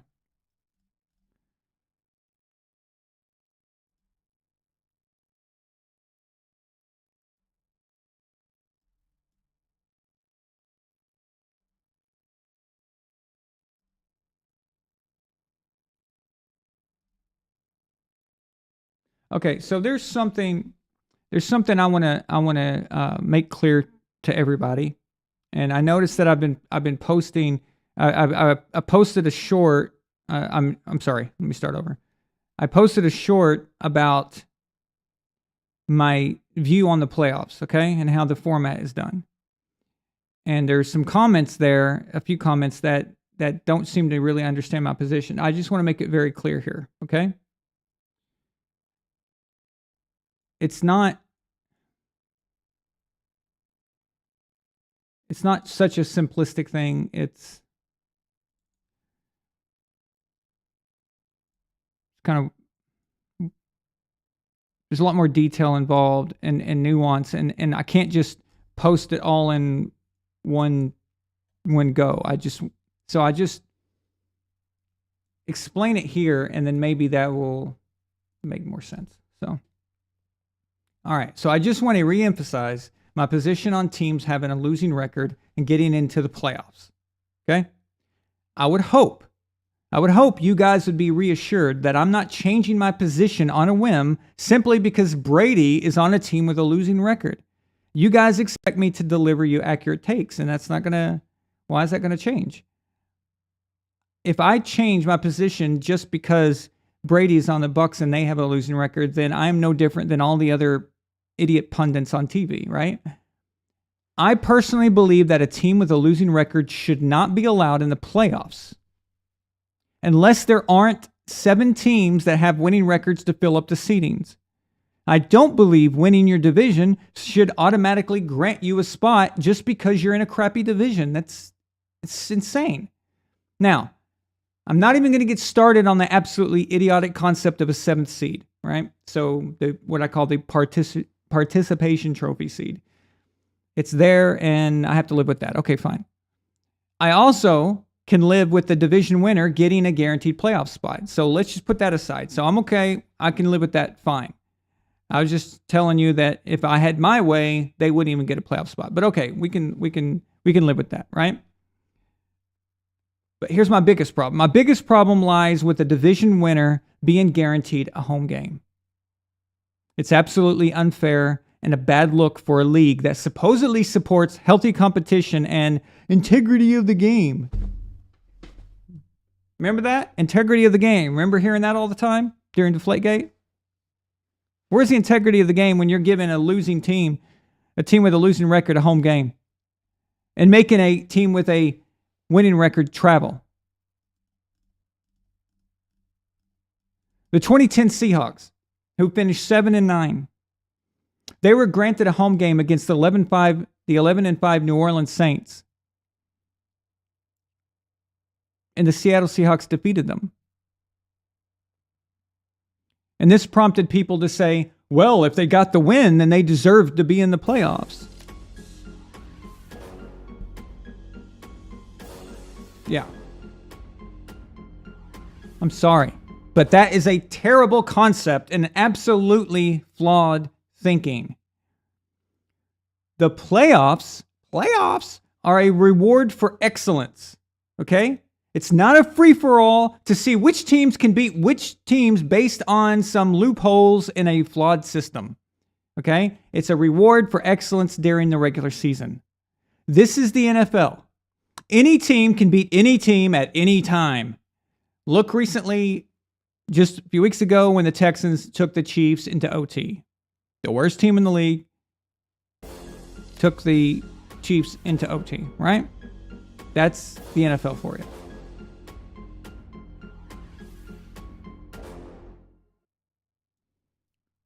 Was anyone shocked by that? I certainly wasn't, because these are professional NFL teams, and the difference between each one is a very thin margin.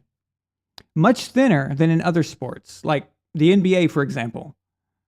So a terrible division winner beating a great playoff team isn't something shocking or proving something. The point I'm making is that the Saints should have never been put in that position to begin with. The Seahawks should have been sent to the 6th seed and forced to travel to the home of the 3rd seed, and the Saints get a home game versus the 5th seed.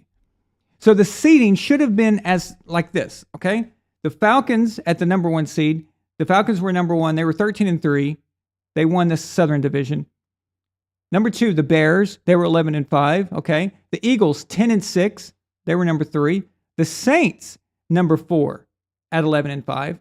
The Packers at 5, that were 10-6, and the Seahawks at number 6, they were 7-9.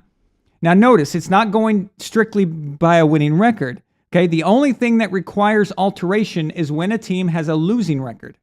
So the Eagles wouldn't be affected by this despite having a worse record than the Saints. So this is where winning your division would be beneficial, because that allowed the Eagles to be number 3. Now this 2022 season, this one is a bit different, okay? Because had my proposal been the rule for this year, we don't know what might have happened. The Bucs went 8-9, that we know. But they purposely allowed themselves a losing record by pulling their starters against Atlanta. But if there was the chance that they would drop down to the 7th seed, they would have played their starters and tried to go 9-8 to preserve their 4th seed home game. So that would have changed things. So doing this my way may not even have affected this year's Bucs to begin with. If you notice, the Bucs didn't get serious until there was a chance that they lose their playoff spot. All year long, as long as the Panthers and the Saints and the Falcons were screwing up, the Bucs had no sense of urgency. The Bucs play down to their competition constantly and have absolutely no motivation unless they have a knife to their throats. Watch their game versus the Chiefs, for example. Watch how hard they played. Compare that to playing the Steelers or the Panthers the first time.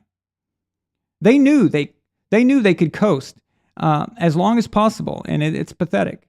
It's absolutely pathetic.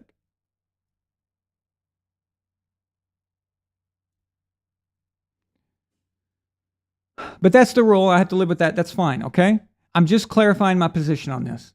The regular season is about excellence. We've already watered down the NFL with a 17th game and a 7th playoff seed, okay? At least we can try to balance it with rewarding actual hardworking teams with a home game in the playoffs. Not to loser teams that get in by virtue of just being the least garbage team in their garbage division, all right?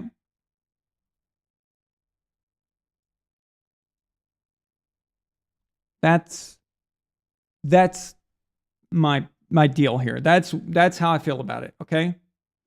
So I've always had this position. You guys know that. Tom Brady being on the Bucs doesn't change that. But honestly, if it was done my way, the Bucs don't have a losing season. Their whole urgency changes. Everything changes. If you notice, when the season was on the line and they had to get ahead of the Panthers in the second matchup, they pulled away. And they opened up the playbook. They started playing like they're supposed to. And they got serious. So had my way been implemented, Tom probably wouldn't have a losing season on his resume now. But I just don't see the logic in rewarding a team with a losing record at home game. It's just absolutely idiotic. That's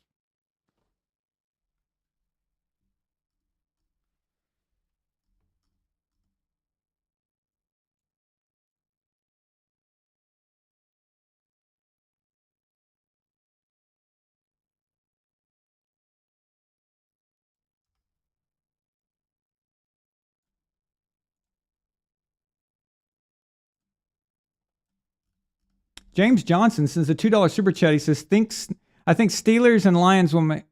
Oh, he's asking me if I think the Steelers and Lions will make the playoffs next year. The Steelers... It's the same old thing. You need a quarterback. And...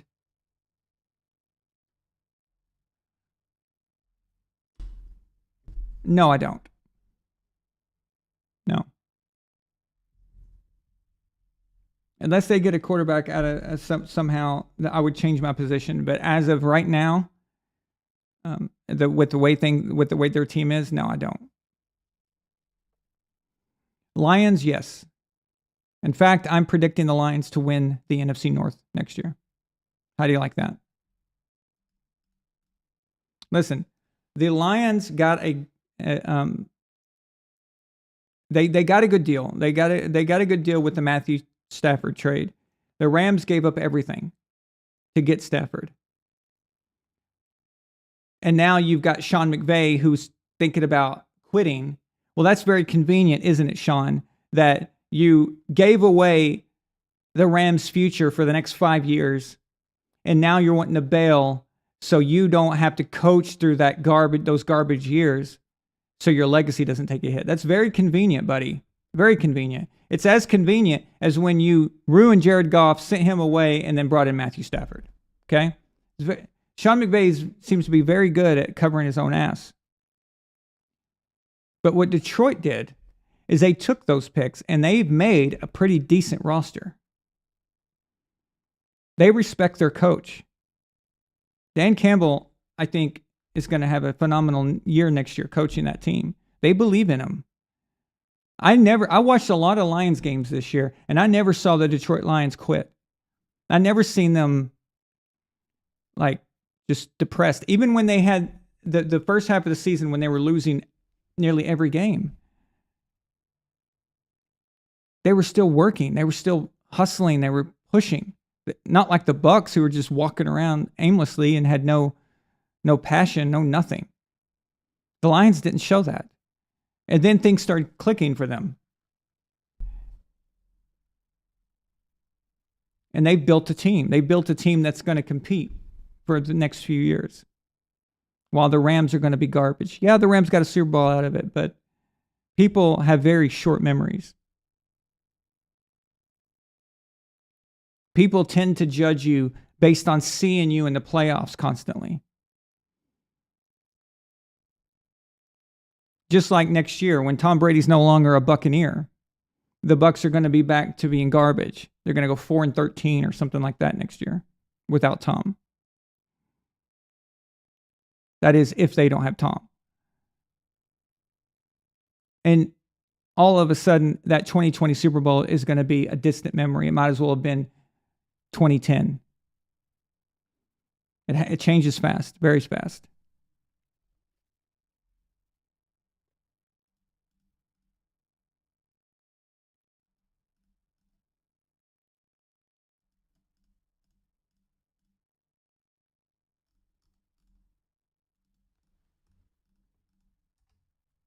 Let's see here. You know, I think I prefer screenshotting the super chats.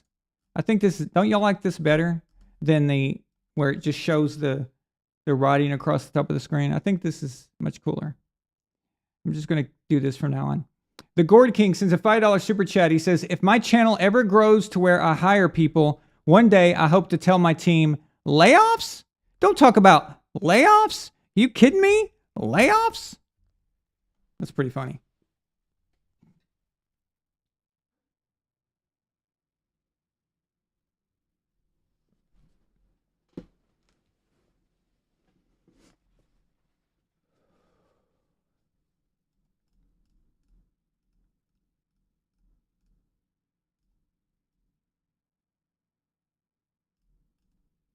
Ryan Dyer says, BS, where is integrity of the game when suck for luck happened? Well, it wasn't the Patriots doing that, so no one cared. You know? That was okay. It was okay for that. It was okay for the Dolphins to tank on purpose as well. Nobody cared.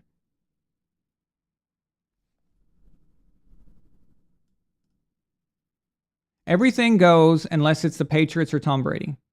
Then teams are allowed to do what they want.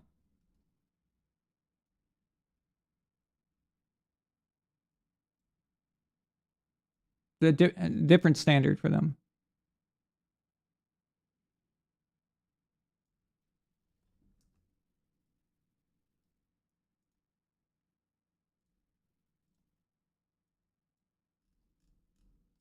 And guys, if you like movie reviews and stuff, and he does some, not just movie reviews, but different things, go to Gord King's channel, subscribe there. You're going to like it.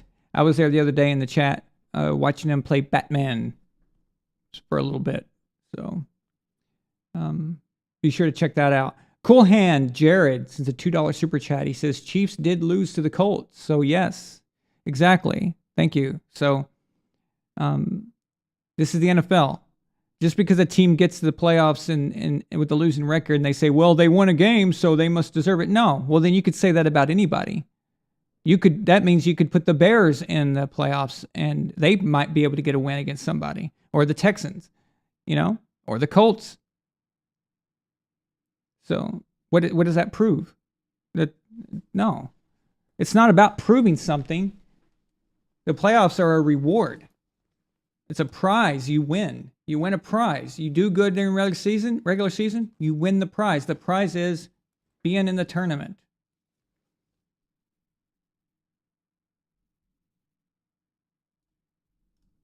You would think that this is some kind of profound thing or something. It should be common sense. It's like the bandwagon fan thing. You would think that was common sense. You would think that this would be just standard thinking, but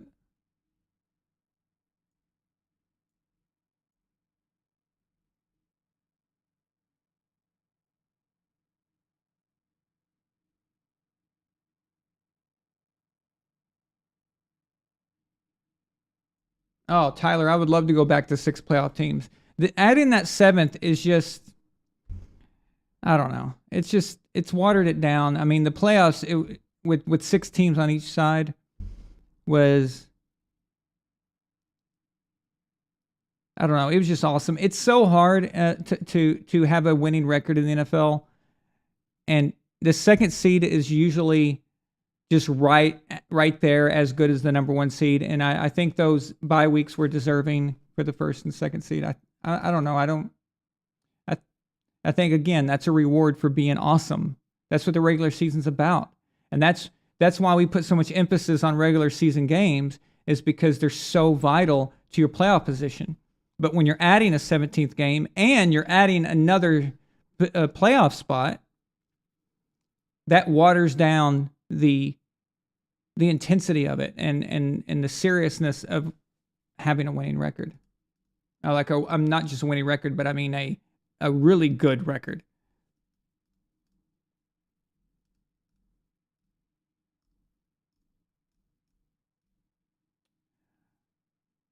Row Podcast asked me, do I think Brady would be a better coach than Bowles this year?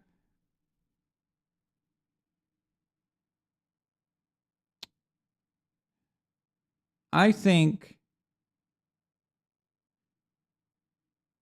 the corpse of Jimmy Hoffa would be a better coach than Todd Bowles this year.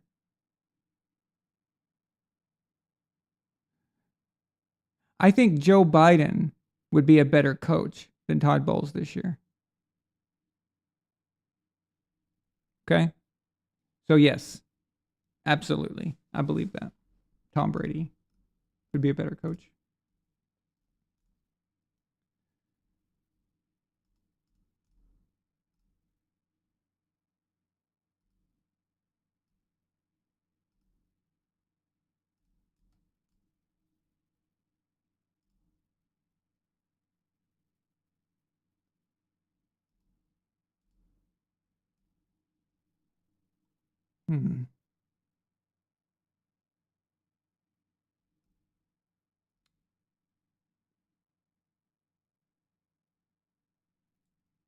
So did you guys see the most recent short I uploaded with the top 10 dumbest decisions by players?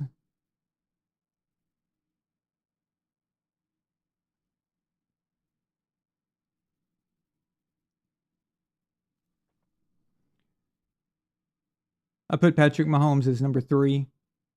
The no-look interception. Pathetic. But some guy got all pissy and said, must be a Patriots fan putting the Patriots number 1. And I replied to him, just like, why would a Patriots fan want to be number 1 on a top 10 list of dumbest decisions? That doesn't sound like something you want to be number 1 in. But the reason it was number one is because, first of all, it was a direct result of that lost them the game. That was a direct result. See, a lot of those other plays are just stupid things that happen, but that was a game ender, that play. And not only that, it ended up having playoff implications. It ended up affecting everything. So that's why it was number one.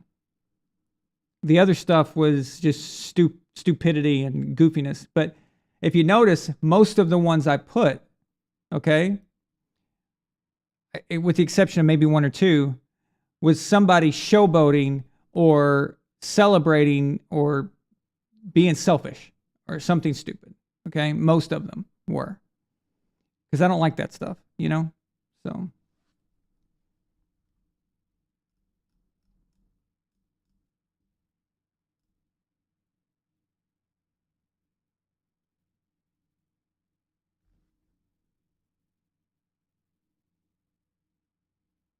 What's up, anti-base metal?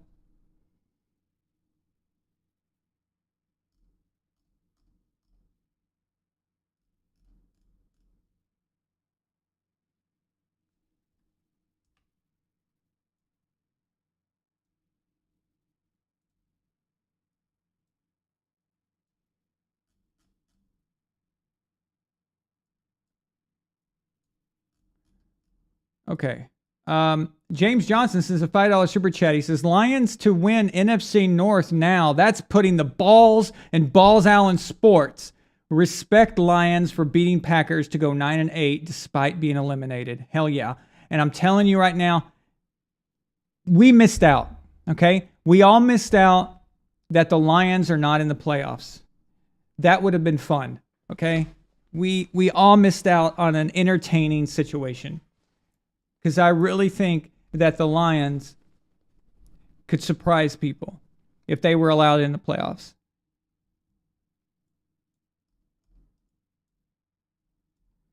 It's too bad for them. It's too bad that they didn't really get it turned around until it was too late in the season. And so they just ran out of games in order to have a better record. So it just sucks for them.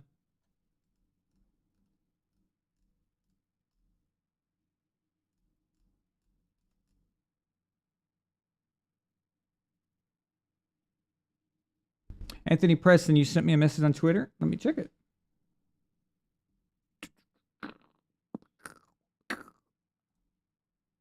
I've got to open up the browser anyway, so.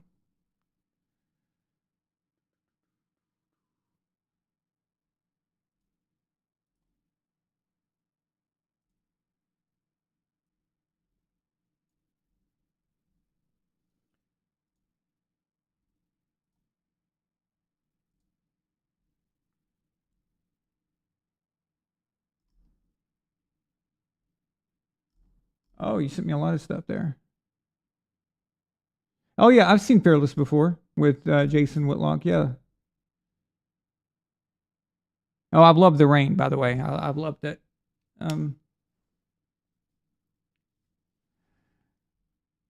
It would have been, yeah. Okay, I'll watch those. Yeah, I'll watch those videos later. So, might even get a short out of it. You never know. Okay. Yeah, but James Johnson, going back to the Lions, so they would have been a fun team to watch, see how they would have done. Let's see, if they were seventh, they would have been seventh instead of Seattle. They would have been playing the 49ers. I think they would do, they wouldn't beat them, of course, but they would have done better than the Seattle's going to do. I just don't see Seattle doing anything at all. But I think the Lions would have been fun to watch just to see kind of how they dealt with the situation. So we kind of missed out on an entertaining matchup there. So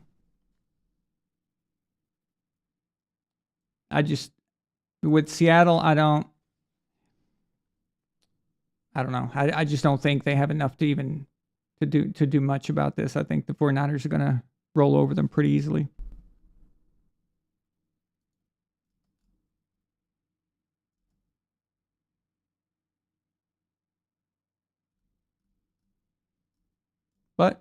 that's the thing, you know. You got to win the right games, and the right amount of games, and that's just how it goes.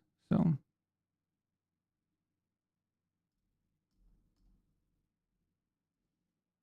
The interesting thing about, I guess, well, if you want to find an interesting thing about Seattle and the 49ers is it's a division, they're division opponents. They know each other. So I guess in that case, you know, anything can happen. But like I said, I'm talking about entertainment value, not about what will happen as far as the outcome or the score or anything like that. But just from entertainment value, I think it'd be fun to watch the Lions. So.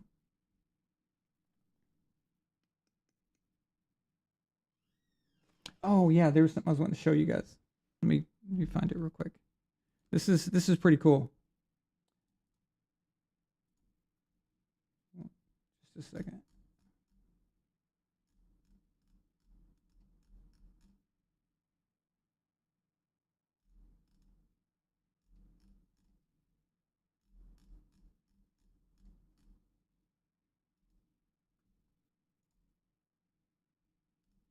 Okay, so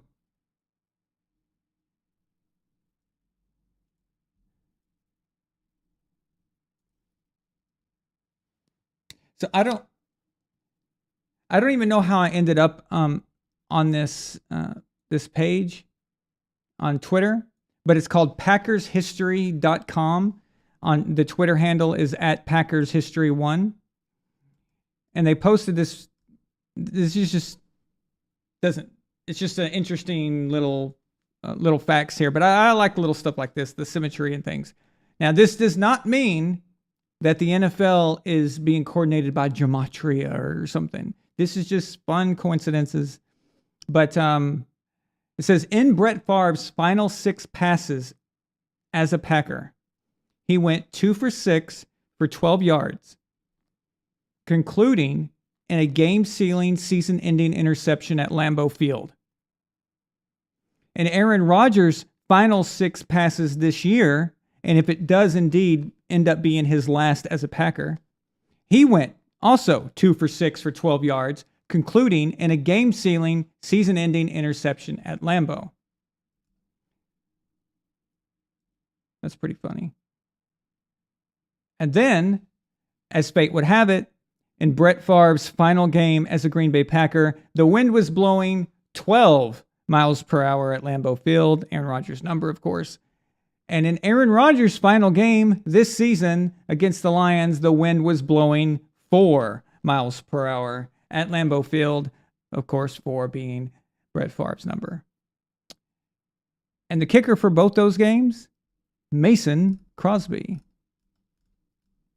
The opposing quarterbacks in both of those games, Eli Manning and Jared Goff, combined for 0 touchdowns and 0 interceptions.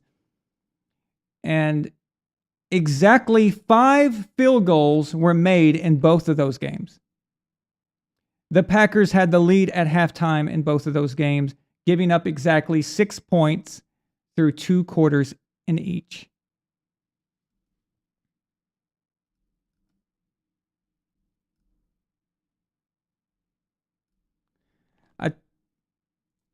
Like I said, it doesn't have any kind of value or anything, but it is.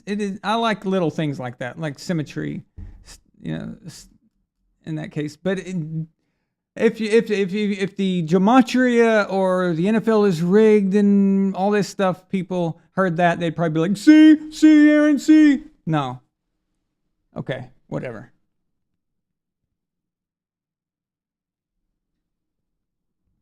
I'm still trying to figure out what the benefit of doing something like that is, though. Like I would like to know what that is all about. So.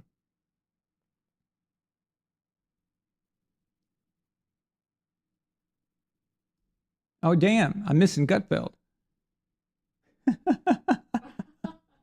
Oh, it's Friday night. They'll replay it at 1, I think, in the morning. So I'll get to see it.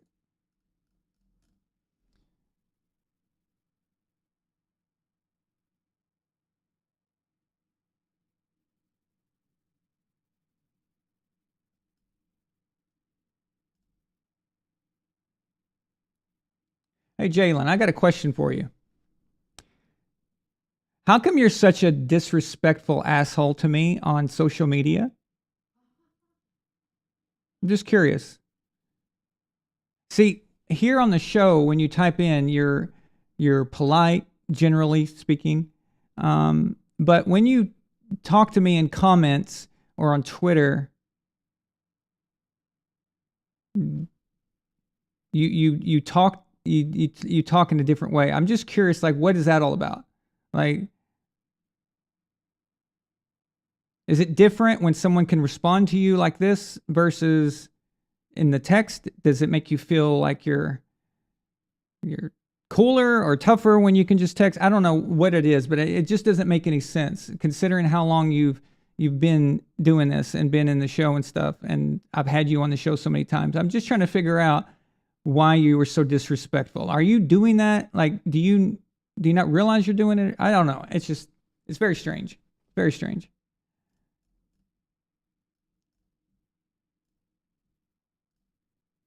Yep, Luke, it's rigged. Definitely. Oh, you think Mason Crosby? He might have been behind it actually, because if you listen, there was a lot of kicks involved too. So. Oh, Anthony Preston says, watch the first video he sent. Okay, well, you know what? Maybe I can do that. I can actually play it for everybody, I think. Let's find this out.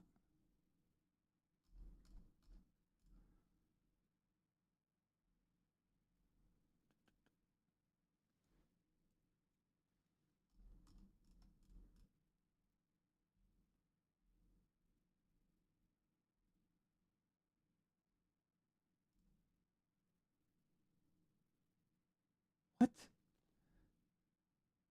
Mm-hmm. Mm-hmm. Yeah, I'm trying to find what he's. Mm-hmm. Mm-hmm. If that's what I think it is, it's ridiculous. Mm-hmm. Mm-hmm. Mm-hmm. Mm-hmm. Mm-hmm. Mm-hmm. Mm-hmm. Mm-hmm. Mm-hmm. Mm-hmm. Mm-hmm. Mm-hmm. Yeah, it's just a bunch of I'm being blasted by all your boys in Kansas City. On my show today, I got all these people coming blasting me. They're like, "You're trending in Kansas City, coach, because you said he was gimmicky." Can I just give you a few stats real quick? I want to make sure everyone here. Oh, what? Start with 13-4 and start with a second MVP trophy. Start with them two stats. All right, go ahead. Now go from there. 41 touchdowns, right? Yeah. 41 touchdowns. Mahomes leads the league. Guess what? 18 of those touchdowns are from? Guess where 18 of the 41 touchdowns are from? 1 to 5 yards range. He's thrown 7 shovel passes for touchdowns. Guess where 12 touchdowns of the 41 are from? 6 to 10 yards. 11 to 15 yards, 1 touchdown. 16 to 20 yards, he has 4 touchdowns. He has 0 touchdowns thrown, 20 or 25 yards. And out of 25 to 50 yards, he has 6 touchdowns. 4 of those being on escape drill plays. So please break down the 41 touchdowns that everyone's so enamored with, and how Pac-Man Jones and I broke him down today, saying that even on the Whirly Birds huddle break play, he was late throwing that ball. He's late consistently. He will not step up in the pocket and throw the ball on time. That is just how loaded this Chief roster has been for the last 4 years. And he has 1 Super Bowl. And I can't believe no one's talking about it. Everyone's anointing him the greatest thing. But why does he have 1 Super Bowl? If he's so good. He's young. What is he? He's barely 21.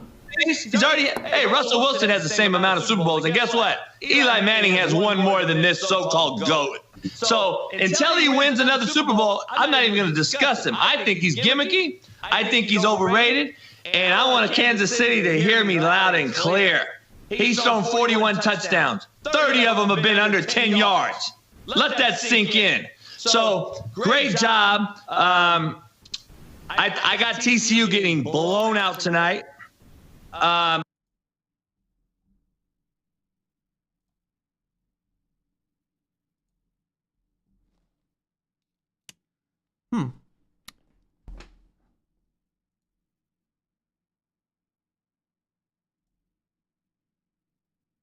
That was interesting. Now, I know Whitlock is a massive Chiefs fan, by the way.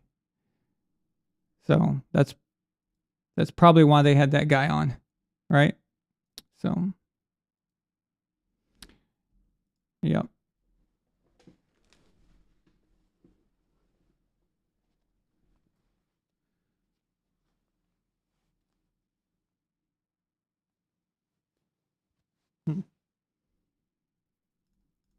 Sorry about the way it was showing it. It was just showing Whitlock's face, but I tried to adjust it. For some reason, it was doing this weird Zoom thing. But whatever, you heard what he was trying to say.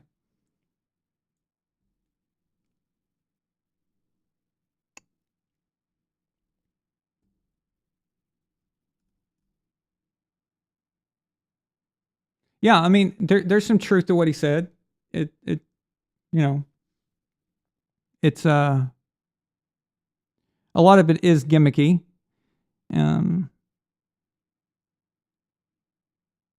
If you know a lot about football in general, especially offensive football and quarterbacks, and you follow that stuff, and you can see that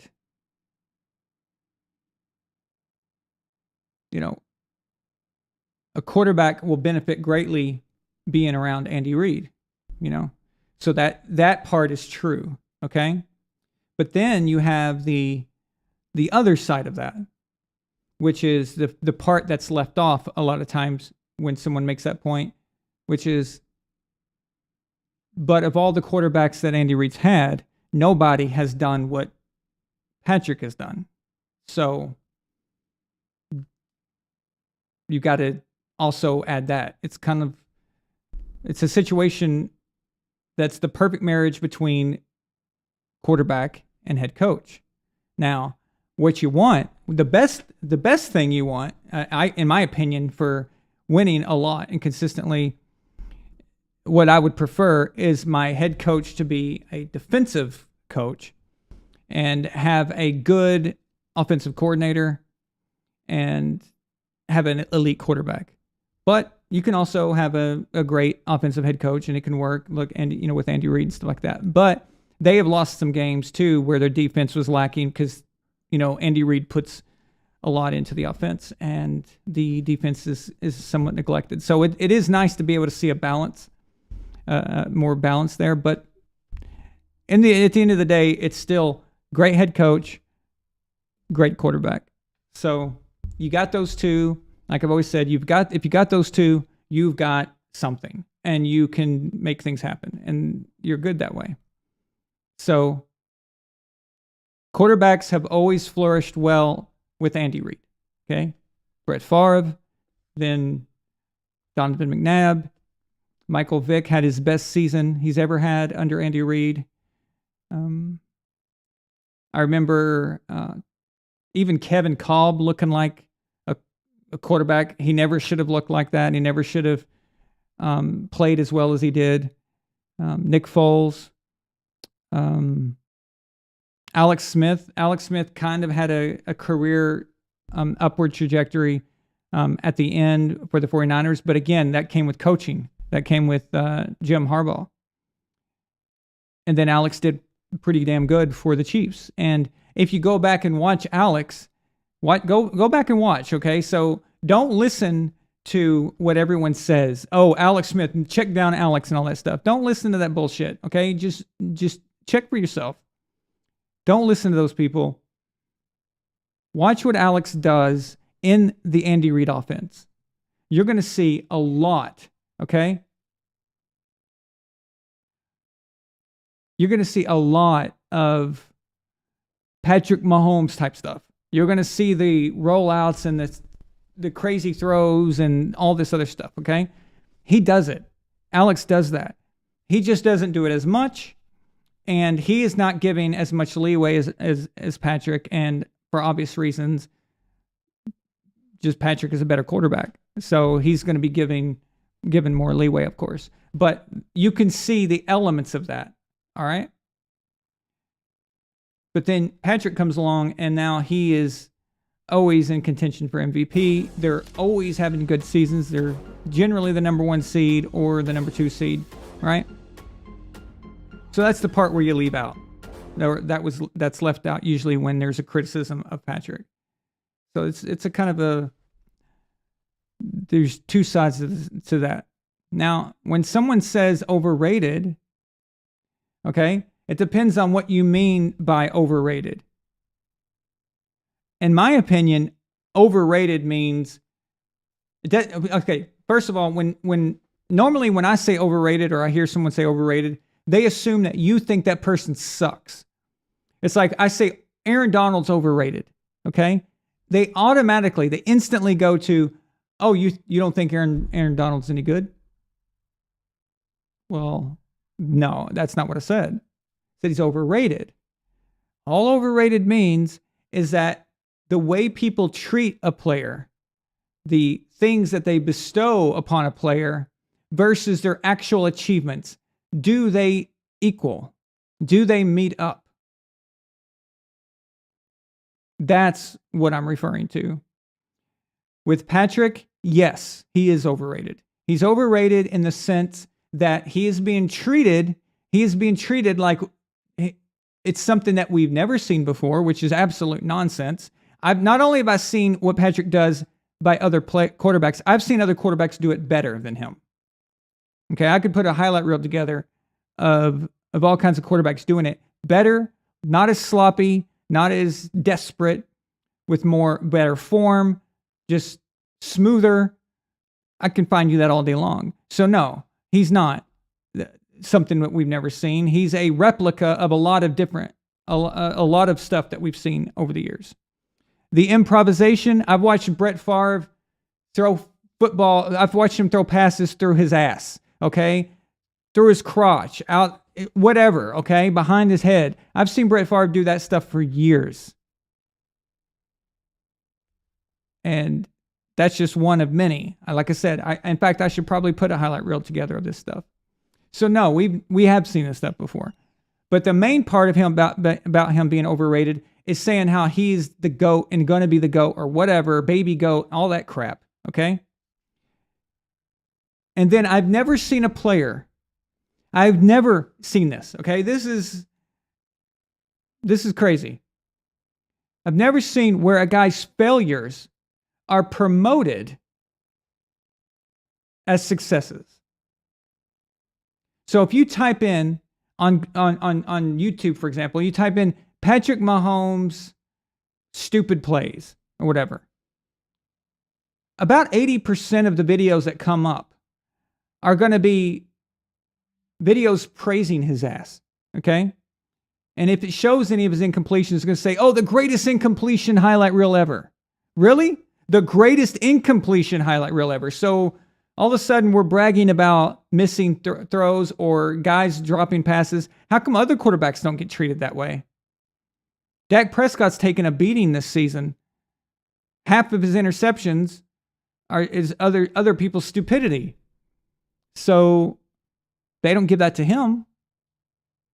But no, Patrick Mahomes can have a garbage game in 2 Super Bowls, and they're going to show a highlight reel of his incompletions on how great they are. So even when Patrick Mahomes gets blown out, gets completely embarrassed on the world stage in the Super Bowl,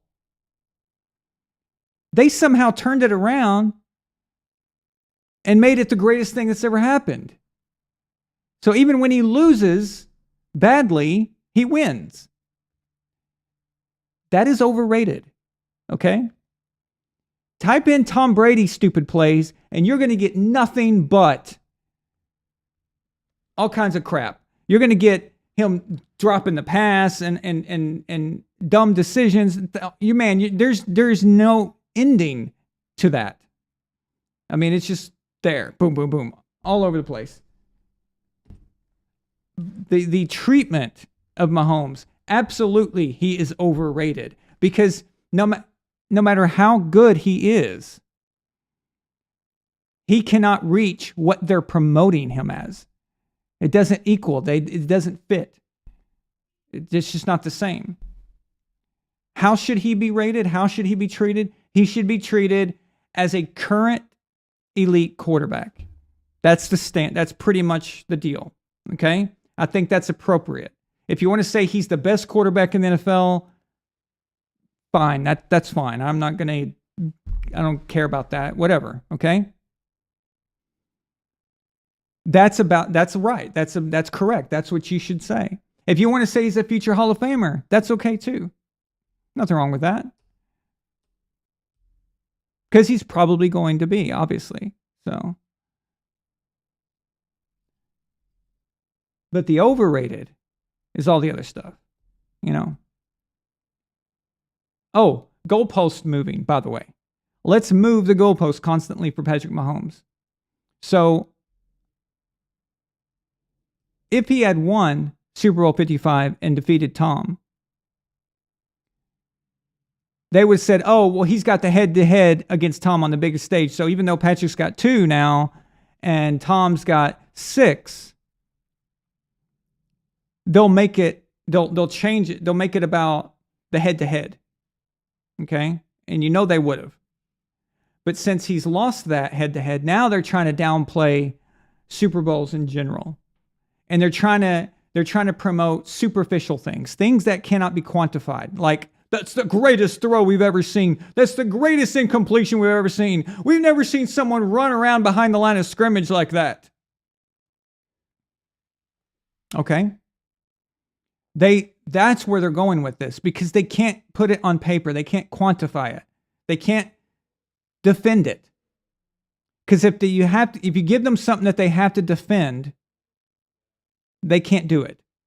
They can't put it on paper and say, look, Patrick Mahomes is better than this quarterback, this quarterback, this quarterback, this quarterback. It just doesn't work. So they need, just emotion, and how it feels and my eye test and all that garbage. And that's what they go with. And they have to, because they know they don't have a case.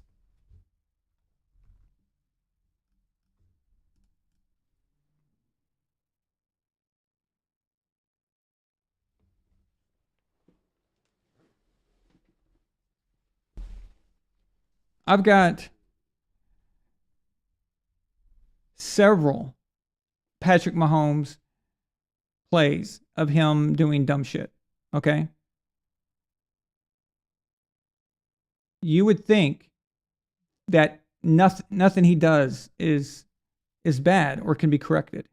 It's crazy. Even the ones I found where I found the no-look interceptions or no-look incompletions, those were spun as in the title as greatest no-look incompletion or something, things, that kind of wording is really, really ridiculous. It's nauseating.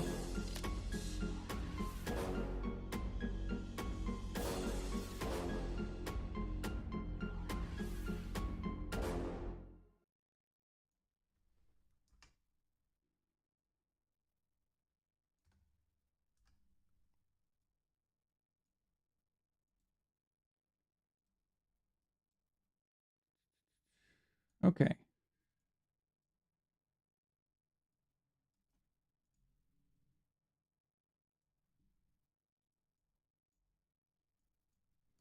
The Gord King sends a $2 super chat. He says, Mahomes lost me an Xbox.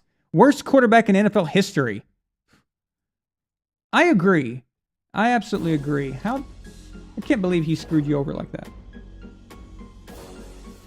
Bullshit. But I'm not afraid to admit it.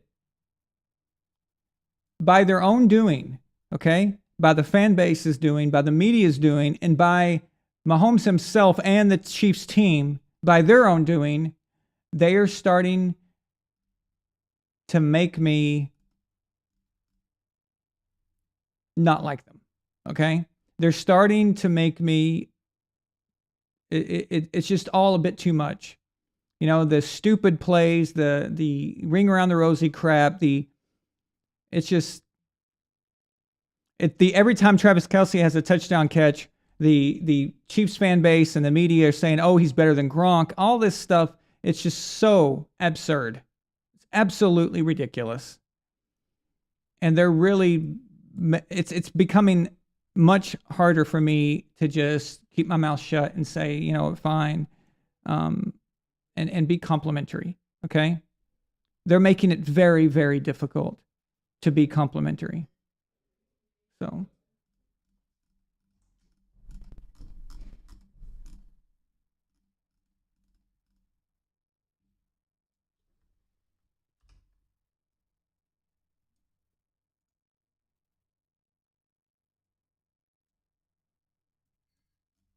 You got to remember, the thing that a lot of us here liked about Tom Brady is the fact that he was humble.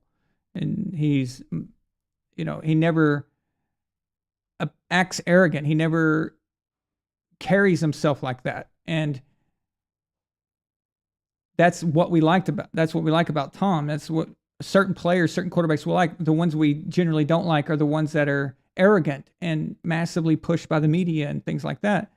It's not something that people want, and it's just, it can get annoying really quickly. Israel sends $2 super chat. He says, Mahomes is phenomenal, but nothing compared to Tom. Yeah, well, they think that, again, you're exactly right. He's an elite quarterback. He's a great quarterback, and he's going to be a Hall of Famer one day. Those are facts, right? So, but this,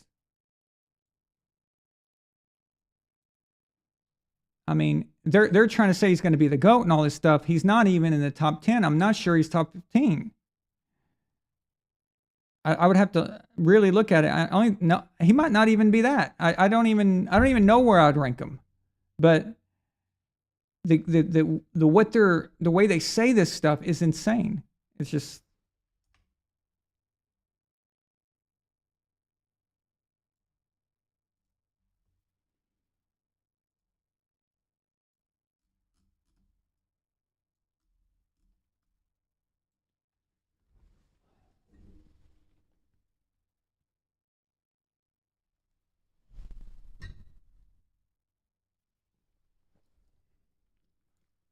just 1 second, guys.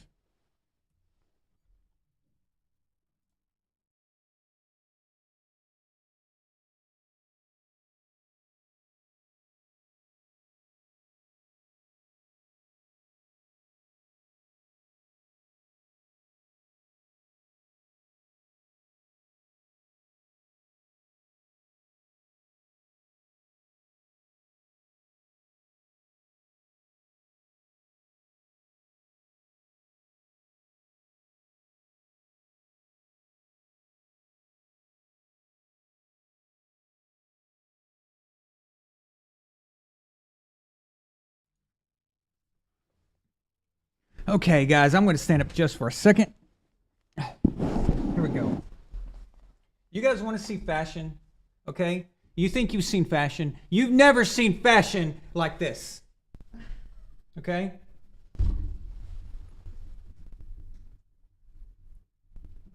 Now, look at that.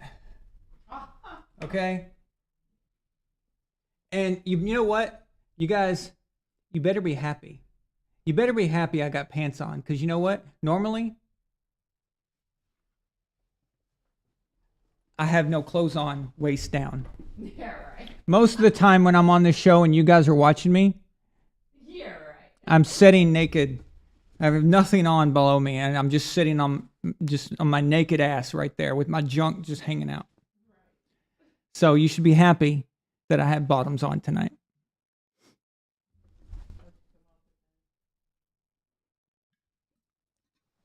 All right, biatches.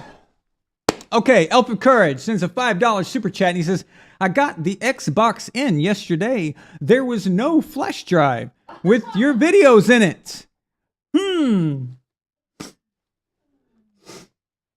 Where have I heard this before? No, I'm kidding. If you ever seen Office Space, didn't you get the memo?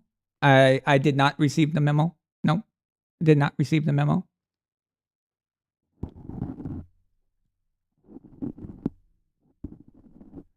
Come on.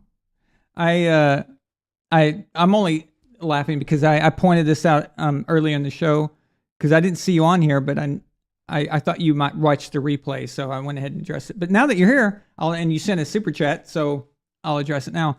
I sent an email to you and Gord King on Monday after you won on Sunday, explaining that the Xbox and the flash drive are separate. They're different. So the Xbox is ordered by the manufacturer, so we bought it from Xbox.com. We never had possession of the Xbox. We buy it and it's sent to you automatically, which showed up on Thursday, right? So the flash drive is a custom-made VonAllen Sports flash drive with our logo on it and all that.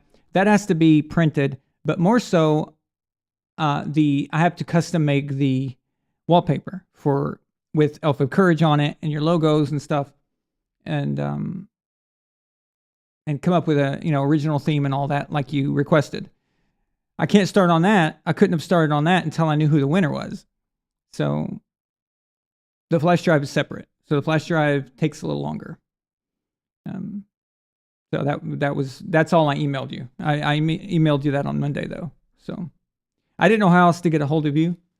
I've only got your email address or on here. I don't think you've got any other social media. I'm not sure. So, and unfortunately on YouTube, we can't send each other messages. I think that's so stupid. I remember there was a time where YouTube did that. You could message people. I don't know why they got rid of that, but I wish we could do that. So, but yeah, that's what the deal is. So it was easy to get the Xbox. I just buy it, but the flash drive is different. So, and by the way, guys, so with those flash drives I'm talking about, we ordered 10. So they're limited edition. 10, only 10 is what we had made up. One goes to Elf of Courage with the original, his wallpaper. A second one will go to Gord King. Won't have the wallpaper, but it will have the videos and onto it in the video library as well for him. And we'll have 8 more, and that would leave 8, and we'll see what to do with those 8. So think of something, yeah. I can't wait to get those in. Cold Blue Water, what is up, man? And again, congratulations, Elf of Courage. Let's go. Winning the first ever VonAllen Sports Quarterback Formula Tournament. Okay, by the way, guys, just want to point out that the 2 guys that were in the finals only had 2 entries each. Okay? But what is more important, and one thing I noticed, is that the guys who made the 2 guys who made the finals, to my knowledge, never missed a show where we were picking quarterbacks. I'm almost certain that they pick their quarterbacks every time, every week. So remember that next time on the next thing, to make sure you pick your quarterback. Picking your quarterback, it means the big difference between that or me rolling the dice and rolling and giving you someone crappy. So.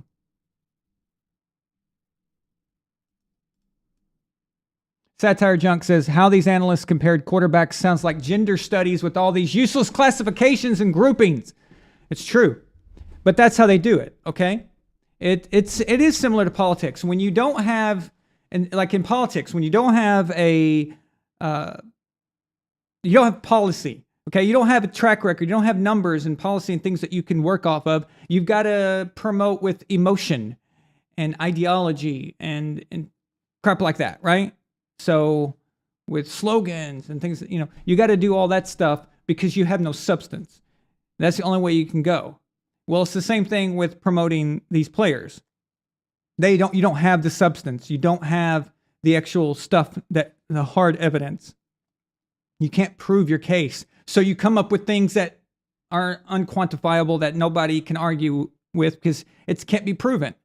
That's the greatest thing we've ever seen. That's the greatest throw we've ever seen. I've never seen a guy run behind the line of scrimmage for 500 yards like that and nothing happens. Oh, it's the greatest thing I've ever seen. Well, like I said on the show the other night, guys, look, I can hike the ball to me right now, and I can run my ass behind the line of scrimmage. Okay? And I could run away. I could run the other direction. I know I can do that. But if it's Patrick Mahomes, it's a big deal. So.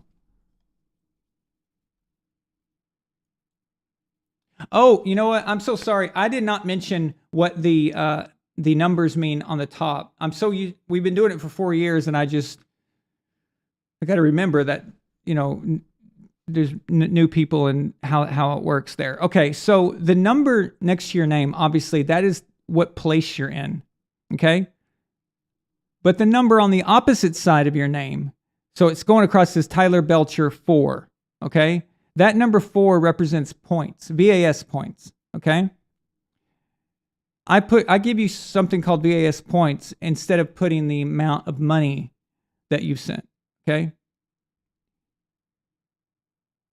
Now, if you want to do the math on it, the formula is pi. Okay? So Russell Curry, it says Russell Curry 2. Most likely Russell Curry probably has spent around $7 in super chats.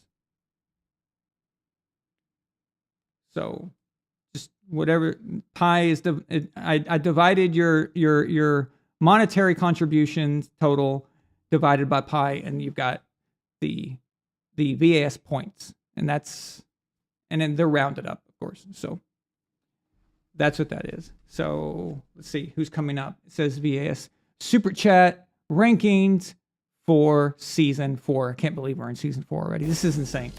Through the regular season, remember, it doesn't end. The Super Chat contest does not end until after the show after the Super Bowl, the wrap-up show, the season wrap-up show.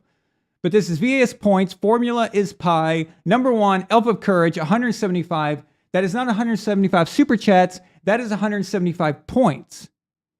Okay? So that is based, like I said, it's based off of the monetary amount you've spent. So.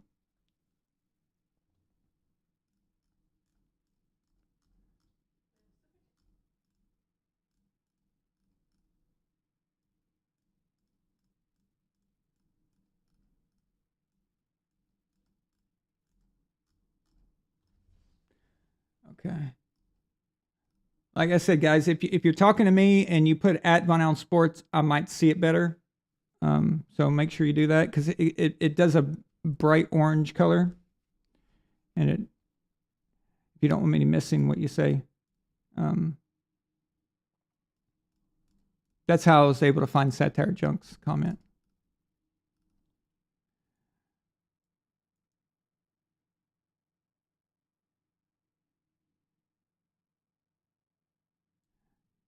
The Gord King says, nice socks. If I say your name 3 times, do you come out of the screen and exercise the living?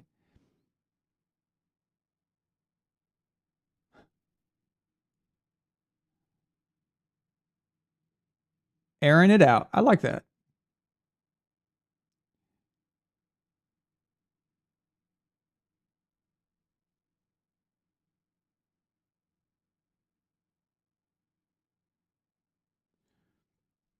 Did the NFL season fly by, or is it just me? No, it flew by. Absolutely. Maria! Look, Milena, Maria's here. Maria's here, and you're not. Maria's here. Maria! Maria. Sends a $12 super chat, of course, because she always sends a $12 super chat because of the GOAT. Okay? That's right. She sends a $12 super chat because of the GOAT, number 12, Æron Rodgers. Okay. No, I'm sorry. Maria R. always sends a $12 super chat for the GOAT, number 12, initials TB, Terry Bradshaw. No? No. Okay. Maria R. always sends a $12 super chat for number 12, the GOAT baby, Tom Mother and Brady. All right? That's what's up. That's what's up. Thank you, Maria. Thank you so much. You're awesome.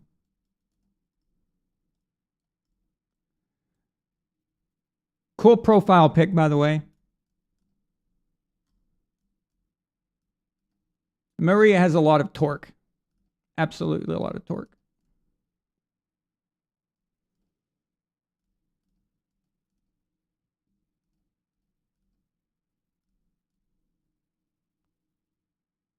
Elf of Courage, I could actually get a total of how many individual super chats you've sent, if you're interested. So,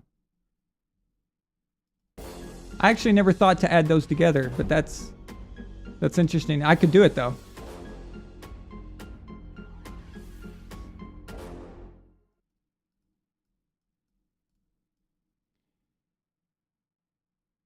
Cold Blue Water says Brady's entering his 48th playoff game. Since 1958, only 5 teams, 5, have more playoff games than Brady. That is crazy.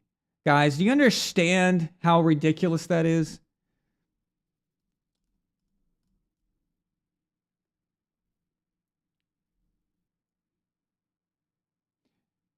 Yeah, you know, I almost called you see it twice.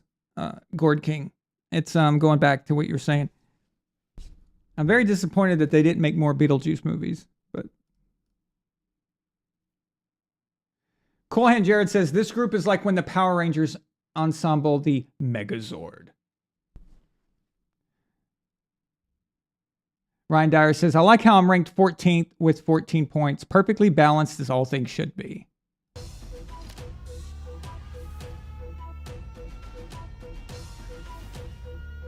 Cold Blue Water says only 2 teams have more wins than Tom Brady, more playoff wins than Tom Brady. The Patriots, 37, which is because of Brady, and, well, not all because of Brady, but a lot of them. Steelers with 36, Cowboys with 35, and Brady with 35.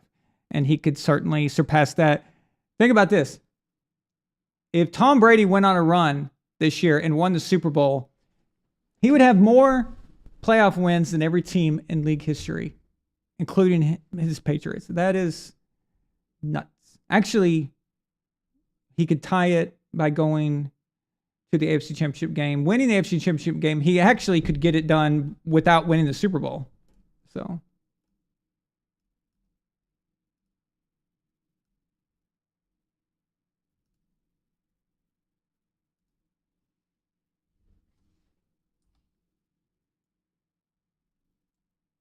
Elf of Courage. Damn. Look at that. He is the Elf of Courage. Talking shit. Look at that. Elf of Courage. Remember for 2 months? Could have sworn he remembered longer than that. But okay. He says winning the VAS quarterback tournament super chat award. Look at that. So he already won the tournament for the quarterback tournament. And now he's saying he's going to win the super chat award. Look at that, guys. Elf of Courage. Is this Elf of Courage's year? We'll find out.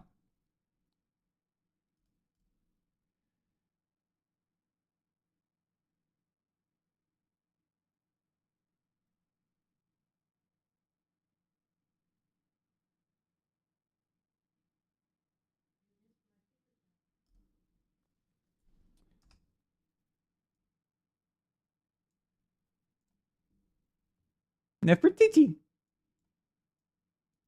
Nefertiti. You sent the $12 super chat. Did you not? With Maria. Got it. Okay. So Nefertiti sends a, well, I'm getting to it. Okay. Nefertiti sends a $12 super chat to match Maria's $12 super chat. Of course, Nefertiti is a big fan of Aaron Rodgers and Terry Bradshaw. Oh. Well.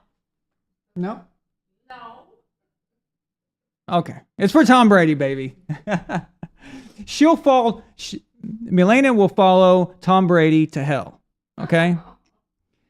She'll follow. She'd follow him anywhere. Okay?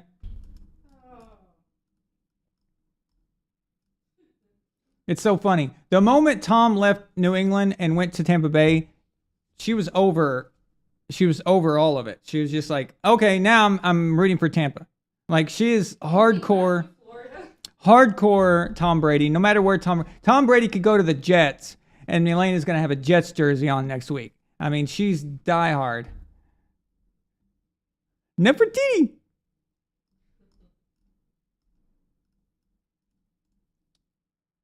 Boom, boom, boom, boom, boom, boom, boom, boom, boom, boom, boom, boom, boom, boom, boom, boom. The Gord King says that Nefertiti. Was that for Bob Greasy? Yeah, I forgot he was number 12 too.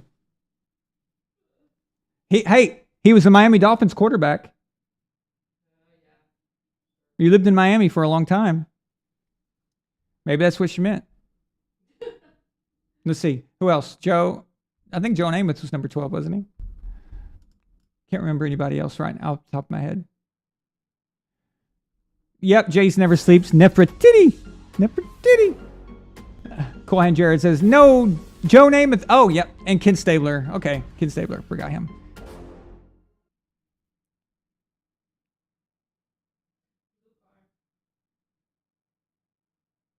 Luke R.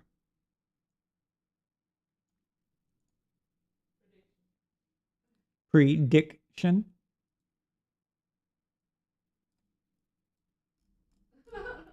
Luke R. with a bold prediction.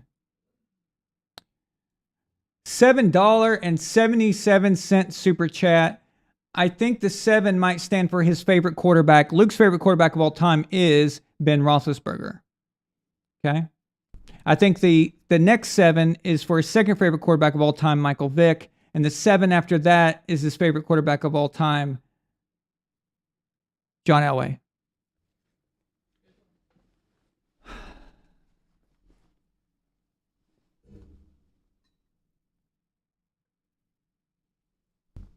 All right. Sorry, Luke. I'm sorry to do that to you. He says, bold prediction for the playoffs. Mine is that the Chargers knock off the Chiefs next week. So he clearly thinks the Chiefs are going to win their game. 777. That would be crazy. Okay, that would be absolutely crazy. To be honest. To be honest with you. Oh, Roger Staubach. That's right. See?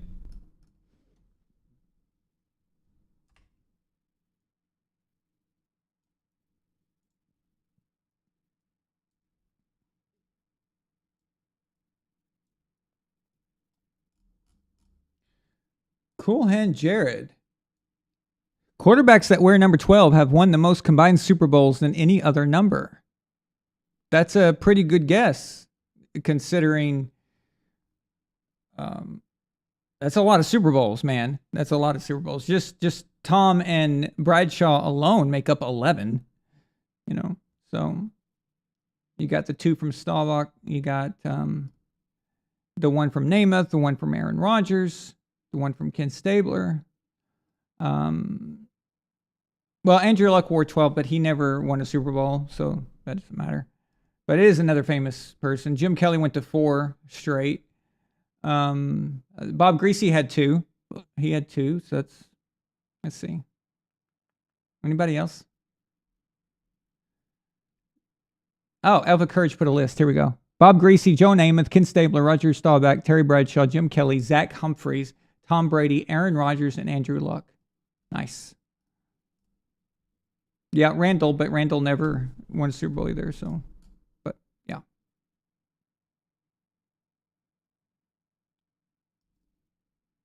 That's crazy, though. That's a lot of number 12s. And you guys know how Tom Brady got his number 12? It was in his locker. He just walks in, and that was the jersey assigned to him. He was number 10 in college. But when he came to the Patriots, it's just what was there. So.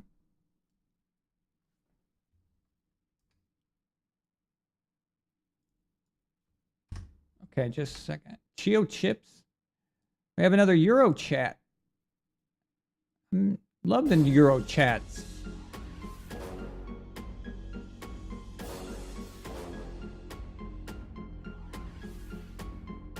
This is cool music. It's all dark and shit. Dun dun dun dun dun dun dun dun dun.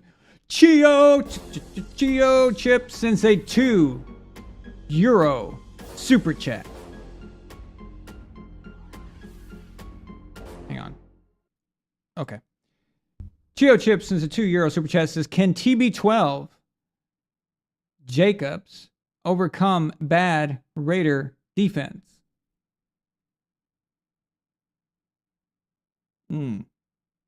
So, is that what you're thinking? You think that's going to happen?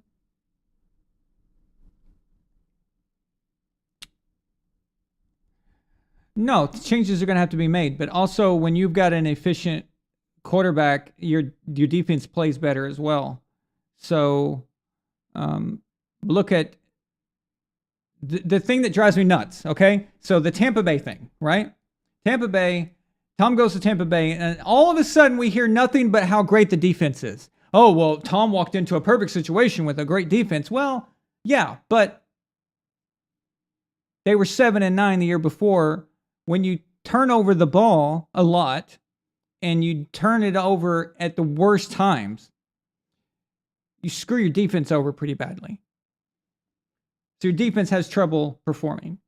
You have to be a quarterback that plays complementary football to your defense. You changed out Jameis Winston for Tom Brady, and all of a sudden the defense looks elite. Well, no duh. That's because you changed the quarterback. So, yes, Tom would change that in that aspect for the Raiders, but also the locker room effect and the excitement of Tom being there. That's worn off quite a bit with the Bucs, okay?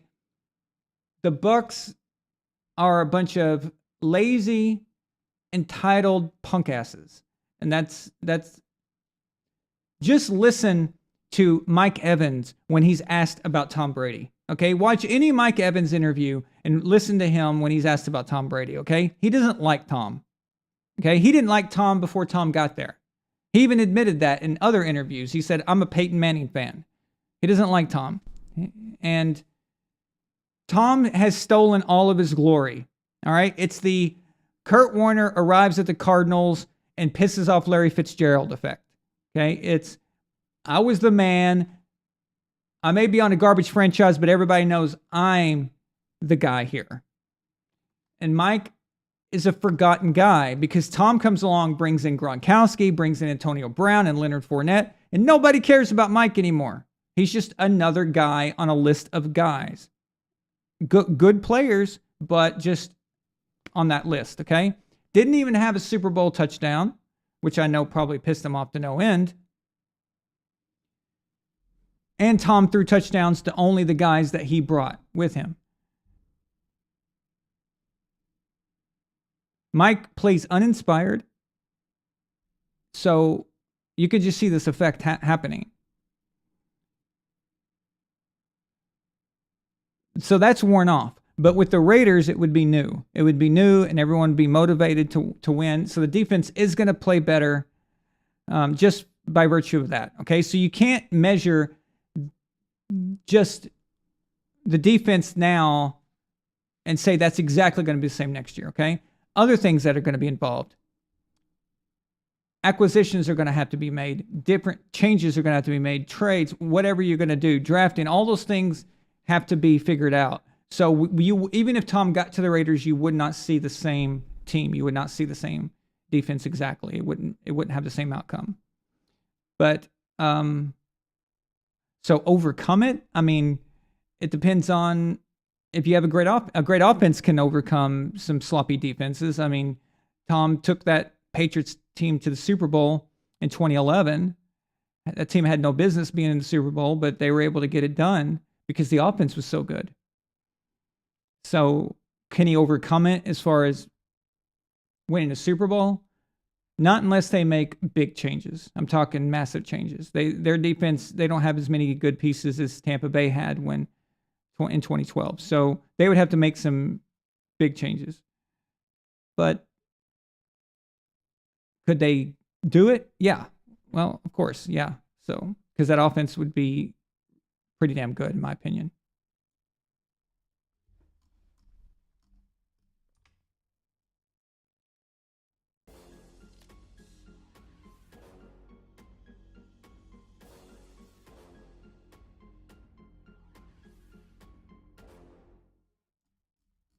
Alpha Courage sends a $5 super chat. He says, quarterbacks that have worn number 12 also have lost more Super Bowls than any other number. Well, that's because they've been to more Super Bowls than any other number. It's a good point. But like I always say, here at VonAllen Sports, we appreciate a quarterback who gets their team to the Super Bowl. We appreciate that because it's harder to get to the Super Bowl than it is to win it. So, of course, you always want to win it, but getting there also is quite an achievement. It means that you're the champion of your conference.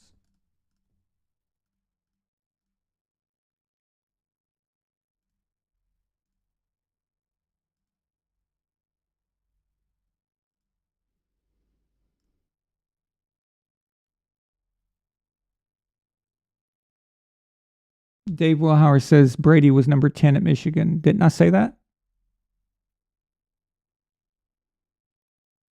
I'm pretty sure I said that, right? Okay. I don't know. When I get on a roll, who knows what I said. So.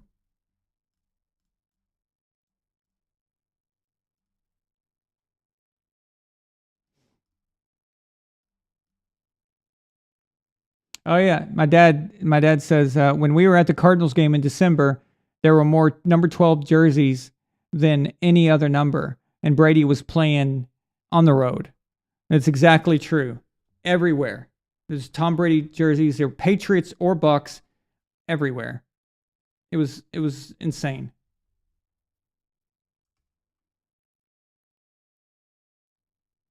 I like how Maria and Nefertiti all of a sudden are talking back and forth to each other in girl speak.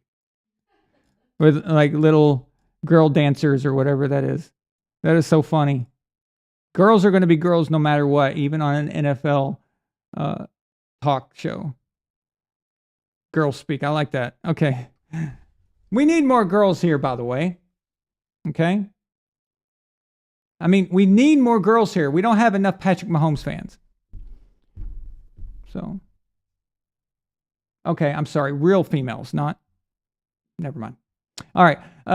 Cold Blue Water sends a $5 super chat. He says, if Bucs and Giants win this week, I'm going to the game versus the 49ers again. VonAllen, you got to go to the game if it happens. Man, so yeah, so if Bucs win and Giants win, that would put the Bucs going to San Francisco. Ouch. I mean, could you imagine if we'd spent the money to go on the last one where they got destroyed? That sucked. You know what? I think it'd depend on how well they play against the Cowboys.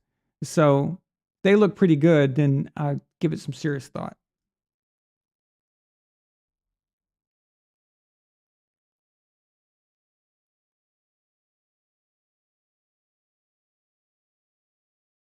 Oh, there was a delay. Okay, cool. Yeah, you know, let me tell you, I've told you this guys before, but it's different when you're the host. Sometimes you say things that, because your mind's thinking a million things, trying to make sure you get everything said. And you're reading the super chats. I'm reading all the gauge. I have all kinds of gauges, the audio gauges, the graphics, everything at the same time. I'm making sure everything's okay. Trying to remember what I'm going to say.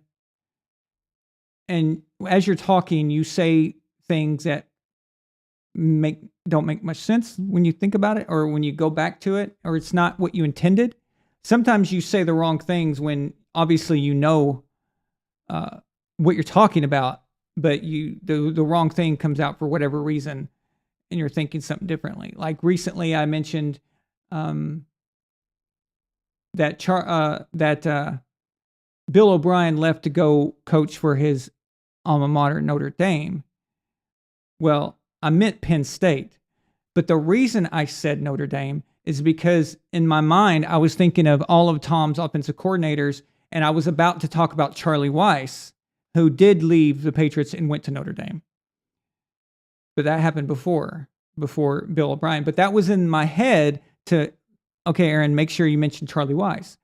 And so you say these things and you're thinking one thing and then you say something else. It's different when you're running the show or saying these things as opposed to typing or, just being in the chat I've been a chat member on other shows and stuff, and I've seen like the host make a mistake, whatever, and I know the mistake they made, and instantly my brain knows this. And sometimes as the host, you think you said something because it went through your brain, you went through your head, and you were thinking it, and you meant to say it, and then you thought you said it, but you actually didn't. So these things happen.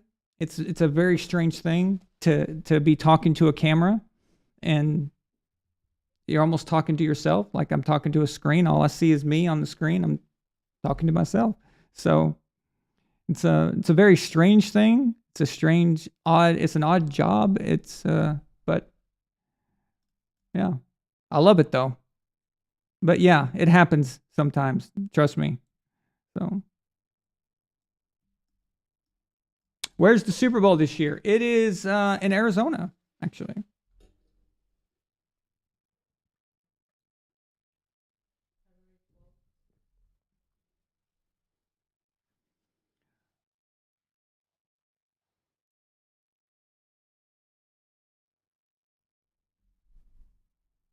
Yep, double trouble.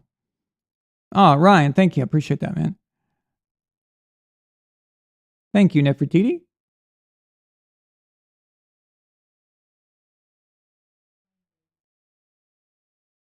Yep, it's back in Arizona. And as we know, Tom has played in every Arizona Super Bowl in that stadium. Not every Arizona Super Bowl, because there were Super Bowls that were played at Sun Devil Stadium back in the past. But in that particular stadium, Tom has played in every Super Bowl that was there, which is 2. Lost in the 2007 Super Bowl, which gave me PTSD for a long time. And won in a just as crazy of a fashion, Super Bowl 49 with the Malcolm Butler interception. So is this a year that Tom goes back and plays in Glendale again? So we'll see, won't we?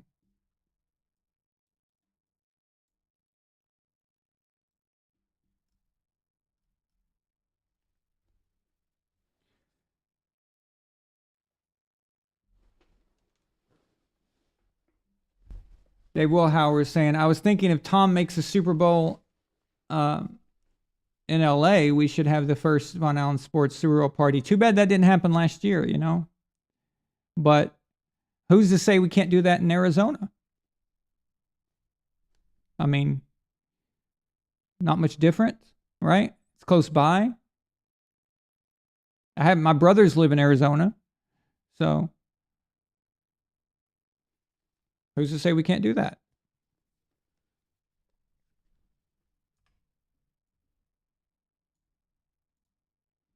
But guys, it's not going to happen.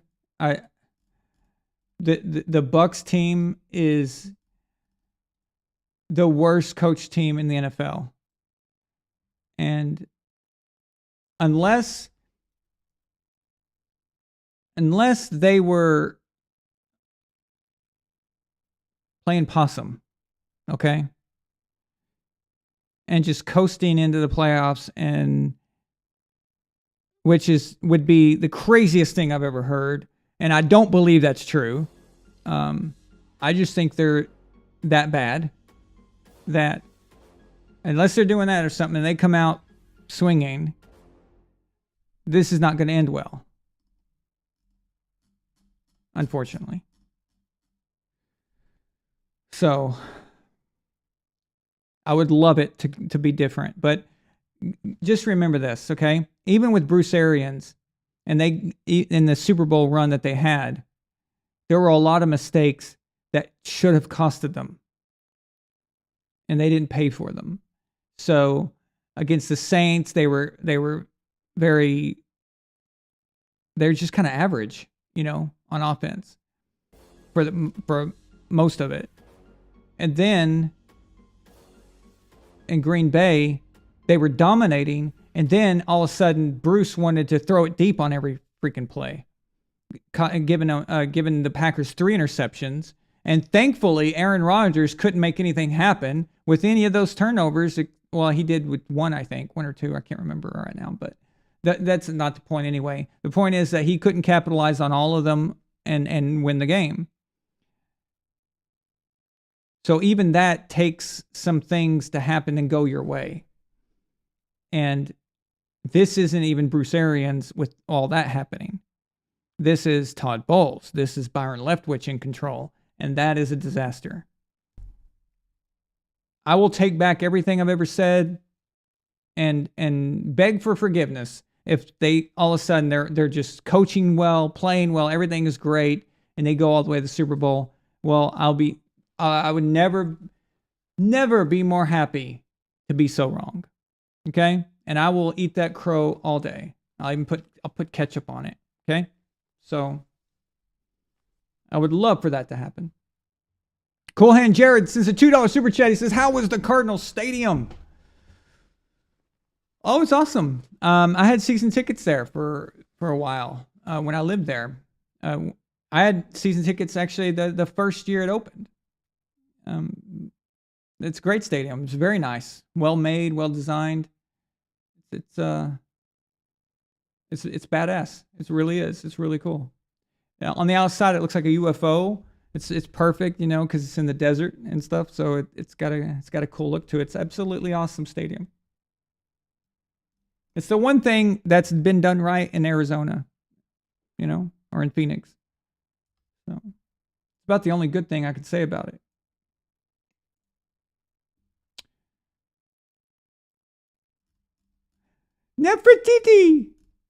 Nefertiti sends a hippo saying hype. So is that the hype hippo? Hype hippo?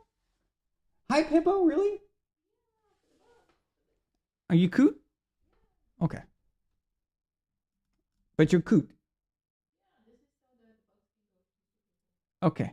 Oh, okay. So Milena said that's so the Bucs can go to the Super Bowl. Nice.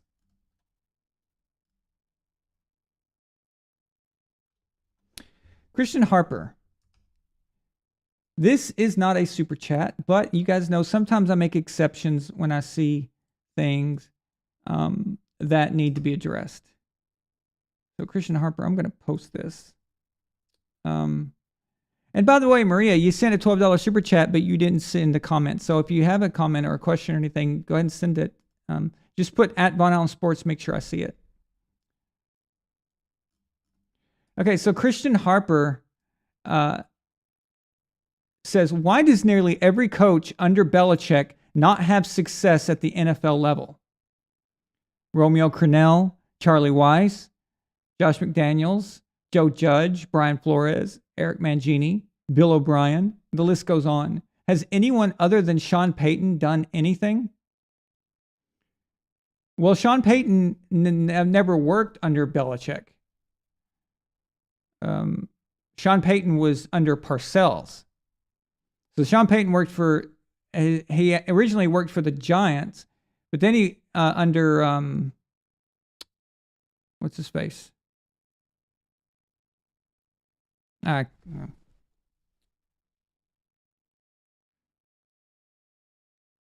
I can't remember his name, but after the Giants, he worked for Parcells for the Cowboys.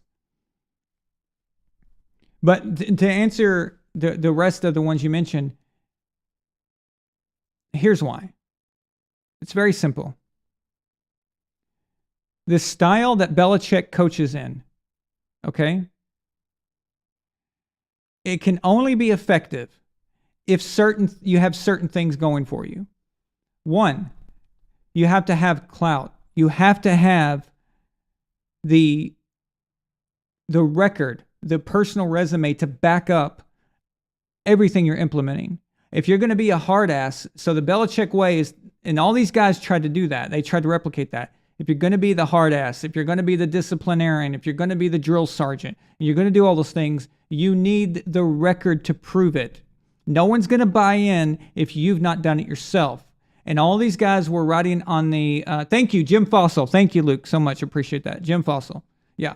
But Jim Fossil was the guy I was thinking of, the coach of the Giants.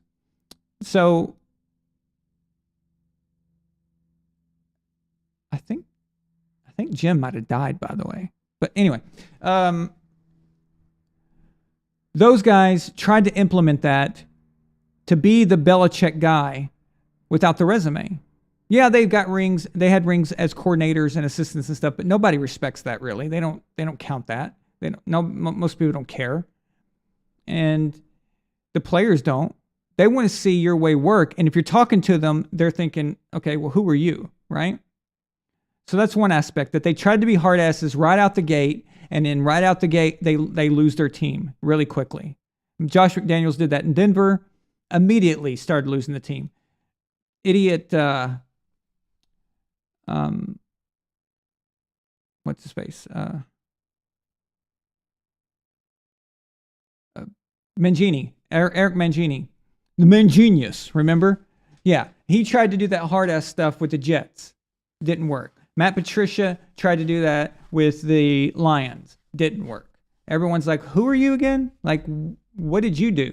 Because they know that the success is actually attributed to Belichick and one other person. And that gentleman's name is Tom Brady. Okay? They don't have Tom Brady. Okay?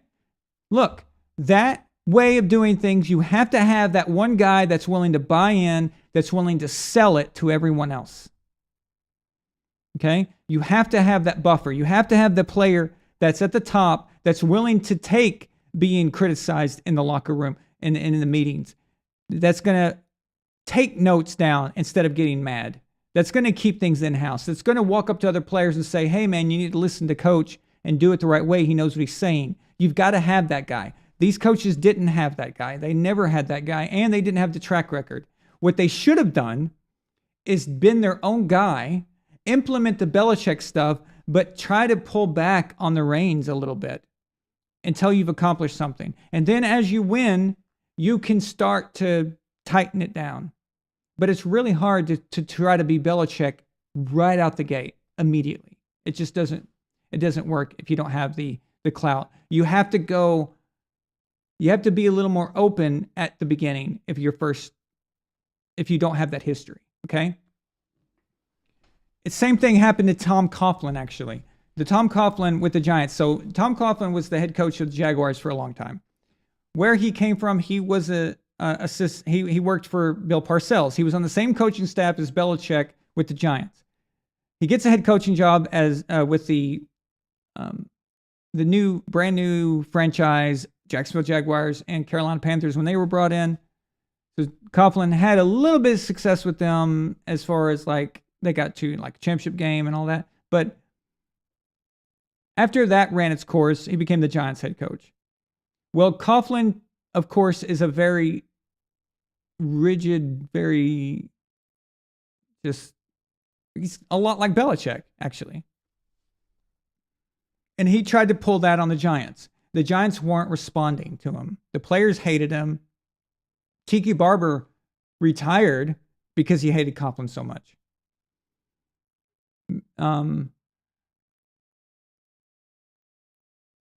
I remember on the news, it was constant all the time. Tom Coughlin, they hate Tom Coughlin. The players complaining about Tom Coughlin. They were saying, is Coughlin going to be fired because of the way he's being and all this other crap. Michael Strahan hated his guts too. But then Tom had an epiphany, and then it comes into 2007, and he started changing. Coughlin pulled back. He stopped being so hardcore because he realized he was losing the team. He pulled back, and then they make a run, and they go to the Super Bowl. After they win that Super Bowl, Tom realized that, okay, I can finally now that I've shown my way works, I can start to be a little more get tighter on this thing like I used to. And he started doing that, and then they win again in 2011. You can do those things once you've got that record. And these guys have not done that. These guys have not done anything. So they make the same mistake. They try to be Belichick. I'm going to be like Bill Belichick. Okay, that's cool. Tom Brady coming with you? It's why I am very, very suspicious of hiring coordinators who worked under head coaches that were dominant elite coaches and had dominant quarterbacks. A good example of this is Æron VonAllen. Okay? That is fool's gold. It's the same fool's gold as hiring Josh McDaniels. What are you doing? Okay? It's even worse for Æron because he's an offensive coordinator, and we all know Andy Reid runs that show, and they've got Patrick Mahomes. So unless Æron is bringing Andy Reid and Patrick Mahomes with him, this isn't going to work. It's like hiring Byron Leftwich because he worked with Tom Brady. Really? How many of Peyton Manning's coordinators worked out? People gave those guys jobs too. You know, it doesn't work. You've got to look at it. You got to make sure that they're their own person and not trying to replicate what they saw exactly. You've got to see if they've got a vision. You can see the stuff in the interview process. You can see if someone's a leader or got that thing, that special thing. If you're in the interview, obviously we know that you know football. That's not the point. I need to know if you can be a leader and you can manage all these different things at the same time. It's a different job than being a coordinator. But these owners are idiots. They don't see it. They don't know. They don't have the same vision as even the fans have. They're so arrogant because they think that because they were so successful in business or whatever they had done before, that they're great at everything. And their arrogance is beyond anything you could imagine. And they just assume that they can do that too, that they're going to be successful at anything. So, no.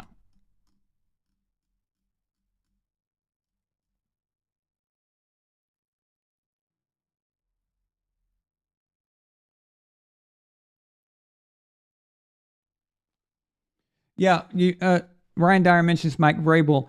Mike Vrabel, pretty decent. Mike Vrabel is probably about the same as what Bill O'Brien probably achieved. The only problem with Mike Vrabel is he was a player. He actually didn't coach under Bill at all, but he does have a lot of Bill's traits. So I can see, I get why you would mention him, and that makes sense. Yeah, he did try to implement that. He did okay, but that ship has sailed. The Titans run is over. The biggest mistake they made was not going after Tom. So you had a chance to get Brady in 2020. You didn't. You stuck with Ryan Tannehill, and you got screwed over it. That's look where you are now. So if you guys go back and watch, if you're a member, you can see all the live shows, the old live shows. If you go back and watch the episode where I invade a Titans fan club on Facebook live on the show, and we go and talk junk to them, it's at the end of the 2019 league year after the playoffs. And I'm telling them that they need to go after Tom Brady, and they're telling me that Tom Brady sucks and he's finished and they don't need him and all this other stuff. It's hilarious how cocky and arrogant they were. And now look. So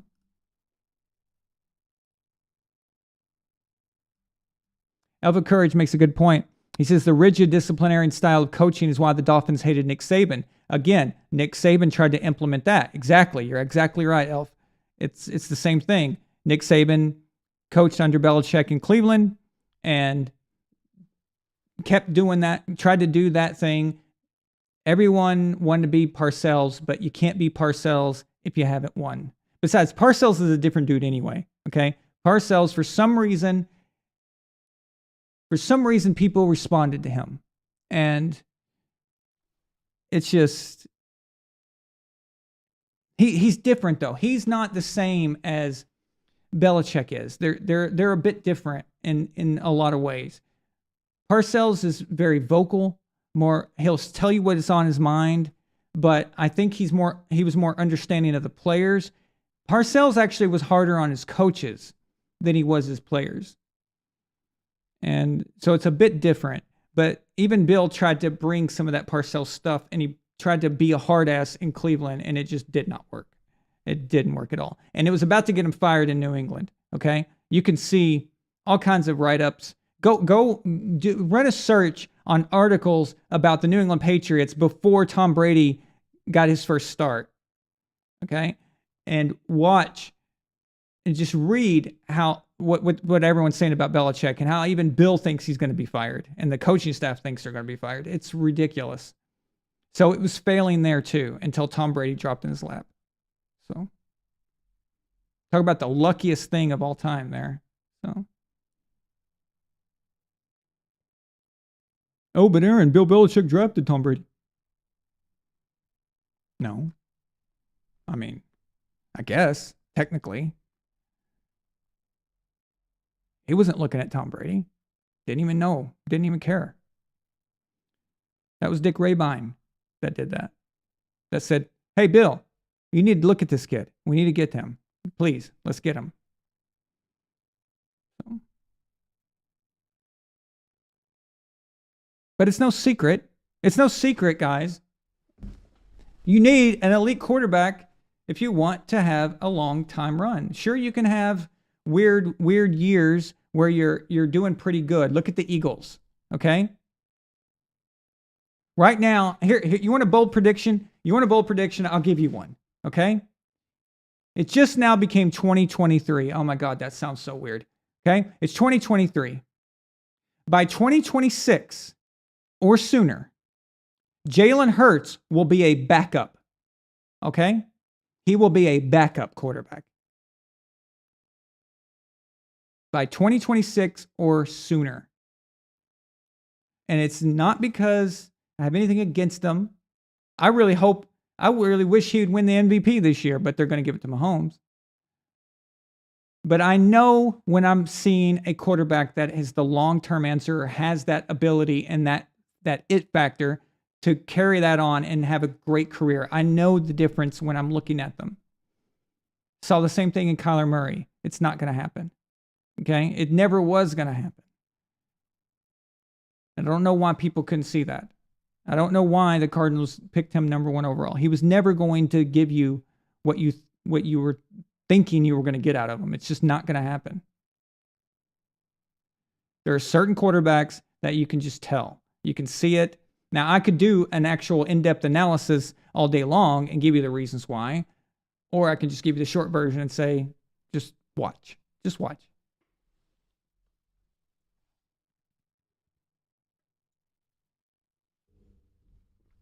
Preach, Reverend VonAllen.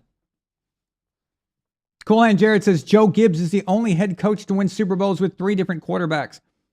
And that's why Joe Gibbs is the exception. And Joe Gibbs, that's why I hold him so high. I think so much of him because of that. That's precisely why. But at the same time, I just want to put this out there, that the whole you need a quarterback and a great coach to succeed long term is a relatively new thing. And I would say probably started in the 90s, but all the way up till now, that is the deal, okay? Now, in the 80s and before, you could get away with having a mediocre quarterback as long as you had a great running game and a good defense, which they had, the Washington Redskins had, okay? But still, the quarterback is still the thing. You had other cases in the 80s where you had Dan Marino and Don Shula paired together, and you would think that would be a phenomenal pairing, but they couldn't get anything done. I believe that if they were playing in this era, those things might be different, okay? But back then, it was still, you couldn't just get away with throwing the ball all the time. You couldn't just get away with bombing it and hoping that works. Forgetting the fact that I think Don Shula is a bit overrated, to be quite honest with you. But still, it just shows you that even back then, at that time, you still needed a good running game. You still needed a good defense. You needed those things to happen. But definitely in the last 30 years, I think it pretty much holds true. You need the quarterback and you need a good head coach, a great head coach. Now, again, you can have the one-offs. You can have the 2002 Tampa Bay Buccaneers. You know, that can happen. You can have the 2012 Baltimore Ravens and weird outliers like that, or the 2017 Philadelphia Eagles. Like, anybody can get hot at the right time, or the 2 Giants teams. But if you're wanting to just this thing to be consistent every year, and you're always in the hunt, and you're always, you know, there at the end, you're going to need that pairing. So.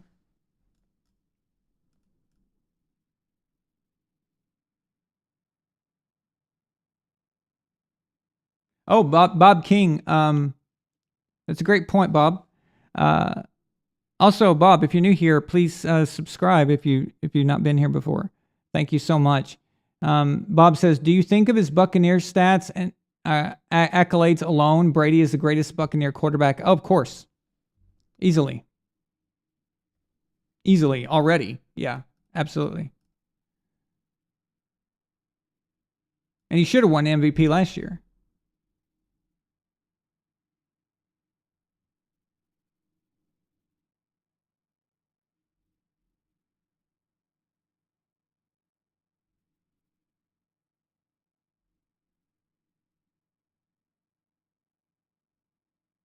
Yeah, Dave Wilhauer says, Dave is a Dolphins fan, and he says, as a Dolphins fan, I agree, Shula was great, but by the late 80s, the game had passed Shula by. Yeah, exactly. There's a difference between Colts Shula, Baltimore Colts Shula, and the Miami Dolphins Shula. It's a different game. It's you've got to upgrade, you got to get with the times. And I'm also wondering if that is what Belichick might be suffering from right now.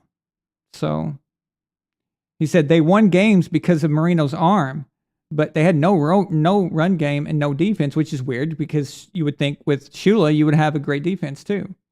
But it was just a different time, a bit different situation for them.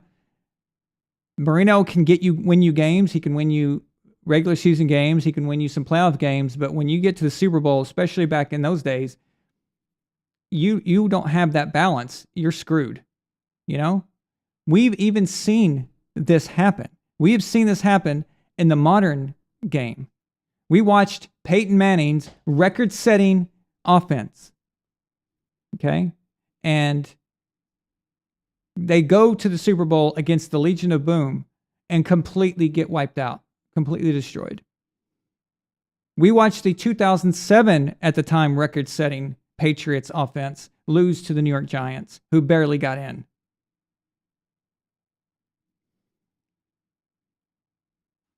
So it's not enough. It's just not enough.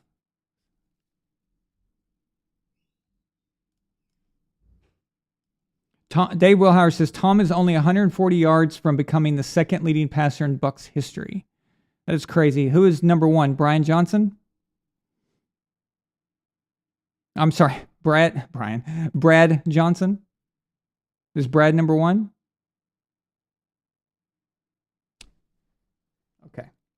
So let's look at these playoff games this weekend. I told you we had a big night tonight, guys. I hope you're with me. So.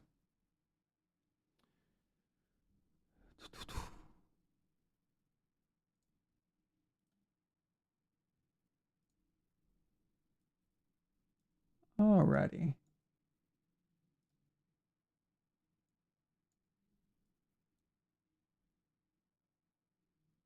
Oh, okay. Headline: McVay to return as Rams coach in 2020. So McVay is coming back.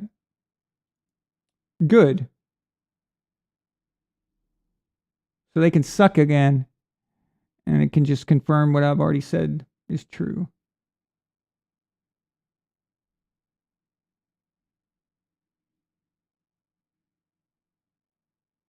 And the Saints are not interested in hiring Sean Payton as head coach, though they will trade him. It looks like.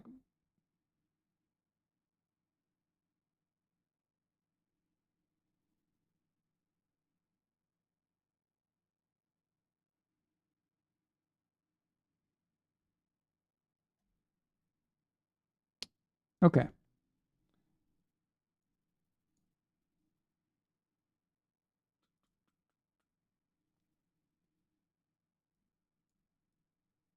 The Miami Dolphins are in the playoffs. Who cares if they only kicked 3 field goals to get there? Down the middle, with distance. Who cares if they stumbled into the dance looking like Spalding at the country so club the first game gala? tomorrow They for are the on the playoffs road in Buffalo, meaning is round 3 between these 1:30 two. The my Bills time, riding an 4:30 emotional wave into the for a lot of you playoffs probably. like no other. And here's Hines on the run back and taking it past midfield. And that is the Seahawks at the 49ers. Seahawks are the participation trophy seed, number 7, with a 9-8 record against the 13-4 San Francisco 49ers. I don't think that I know one of you guys earlier said it's a trap game. It's a trap. It's a trap. Another Star Wars reference. It's a trap. It's a trap game for the 49ers. Okay, if it were, I wouldn't be surprised. Okay, the division rivals, they know each other. So I wouldn't be like, oh my God, shocked. But I would be like, okay, that's, unexpected, that the 49ers would lose to the Seahawks. But I'm going to go 49ers. I'm going to go with 49ers there. Bob, okay, cool. You're a longtime subscriber. That's awesome, man. Thank you. I appreciate you. Well, thank you for commenting. I like getting to know you guys and seeing new faces here. And welcome to the team. Everybody here, we're very welcoming, those guys. And I hope we see you a lot more. So.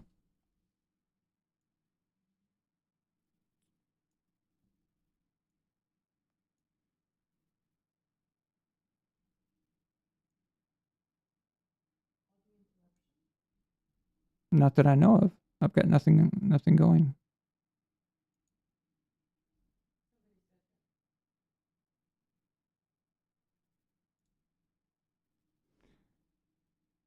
I don't know.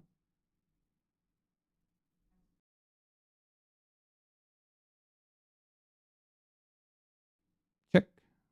Okay. Let me see if I can hear it. No, I don't hear anything. Let me see if I play this. And down the sideline he goes. Okay. Yeah. So that was probably playing. That's all good. Well, yeah. Welcome to the glorious empire. Absolutely. All right. So stupid NFL website. I'm so sick of it. It's always auto playing those damn things every time I pull it up. All right.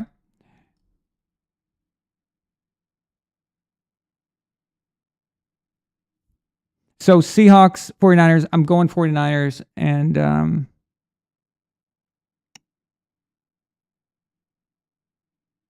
I think they're going to win by at least 10.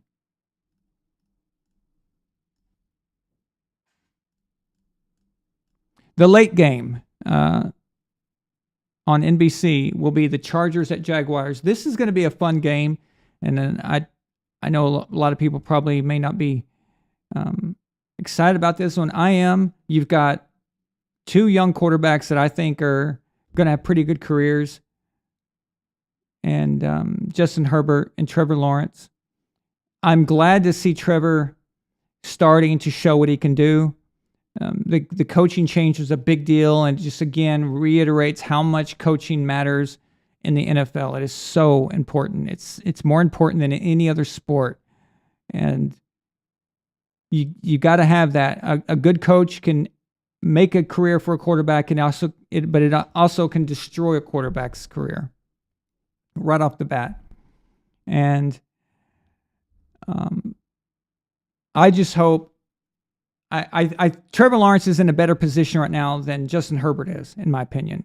I think the Jaguars are on an upward trajectory with a good coach, with Doug Peterson. The Chargers are in not so good territory because I think their head coach is an idiot. And he's going to cost them at some point bad, maybe even in this game. But we've got the Chargers at Jaguars. It's in Jacksonville, and I am going Jacksonville on this one. And hopefully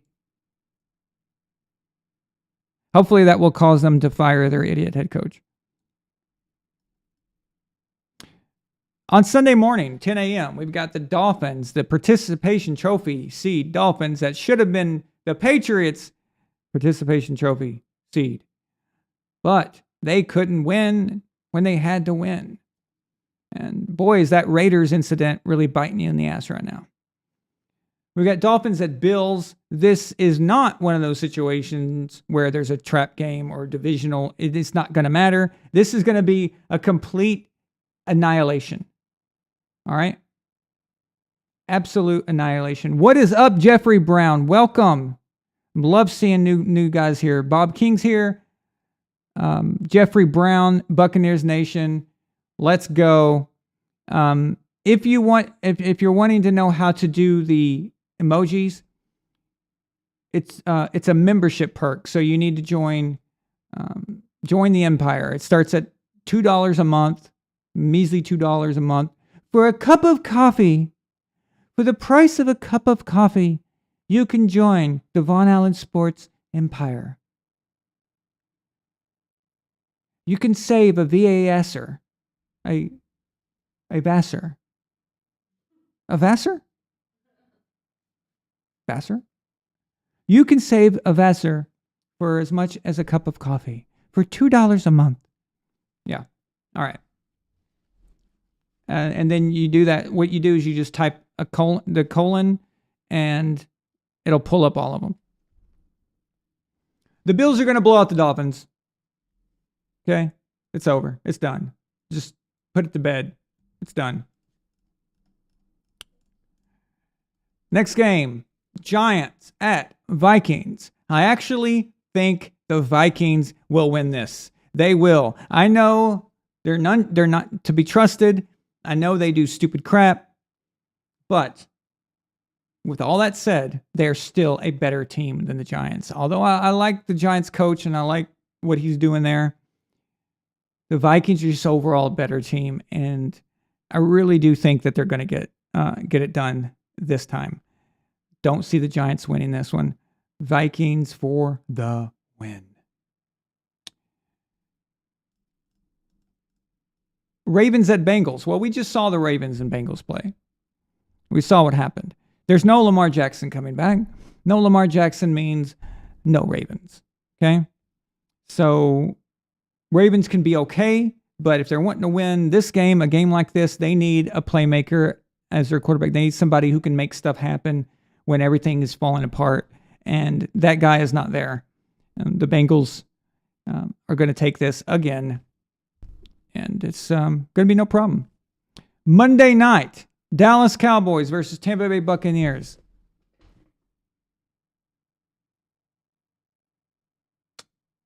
All right. Let's get serious.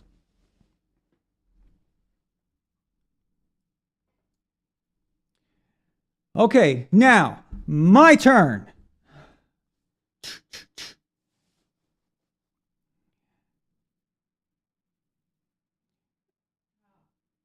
I do not trust the Cowboys like how people don't trust the Vikings. I've seen the Cowboys find ways to lose that are extraordinary. The fascinating, fantastic ways to lose that you could not even imagine. I also don't trust the Bucs. So basically what this is a situation where, do you think Tom Brady can be so great to overcome his idiotic coaching, the coaching of the team? Can he do so much for that to override how talented of a team Dallas is?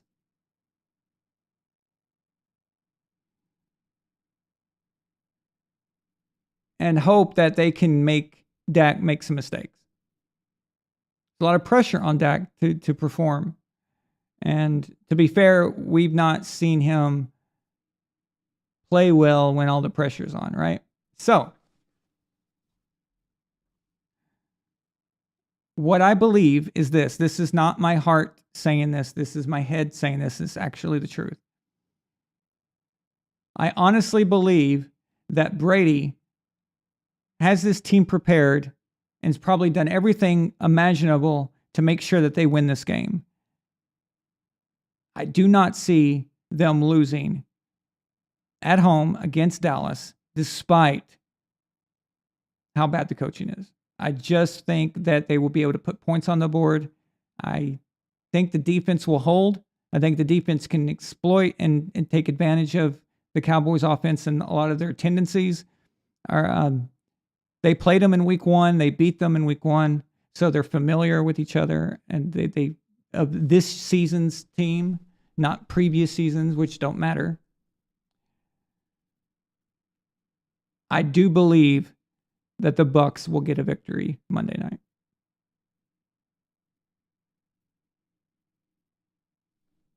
There you go.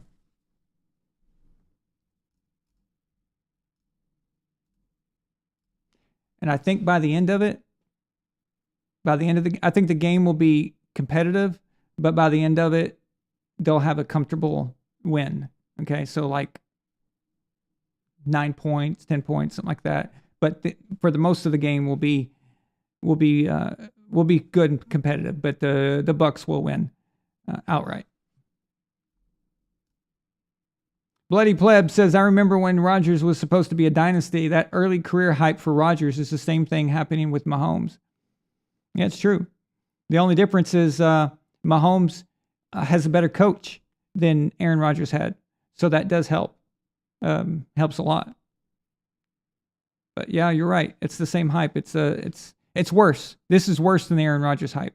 And the Aaron Rodgers hype was worse than the Peyton Manning hype. The Peyton Manning hype was worse than the Brett Favre hype. And it's just, the Brett Favre hype was worse than the John Elway. And so on, and so on, and so on. Okay?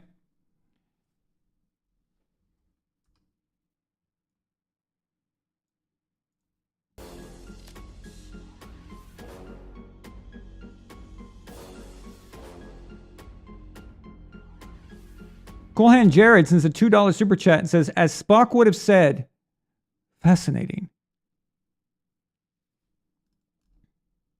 All right, guys, thank you so much for being here with me tonight. I've enjoyed this time with you guys. It's been awesome. Can't believe the playoffs are here. I'm going to probably be broadcasting for some of the playoff games. I don't know which ones I'm going to pick yet, but so I'll be talking to you guys soon. James Johnson, thank you so much for that $100 super chat. Really appreciate it, man. So much. Thank you. That's awesome. Alpha Courage again. Congrats on winning the Xbox. Gord King, congrats on making the finals and being the runner-up. And Alpha Courage is currently in the lead as of right now for the super chats. So there's a prize for the super chats, as there always is each year. So thank you guys so much. I really appreciate you. See you soon. And yeah, have a great night. Huh? Let's go. Tom Brady, going to be the GOAT, and he's going to do GOAT things.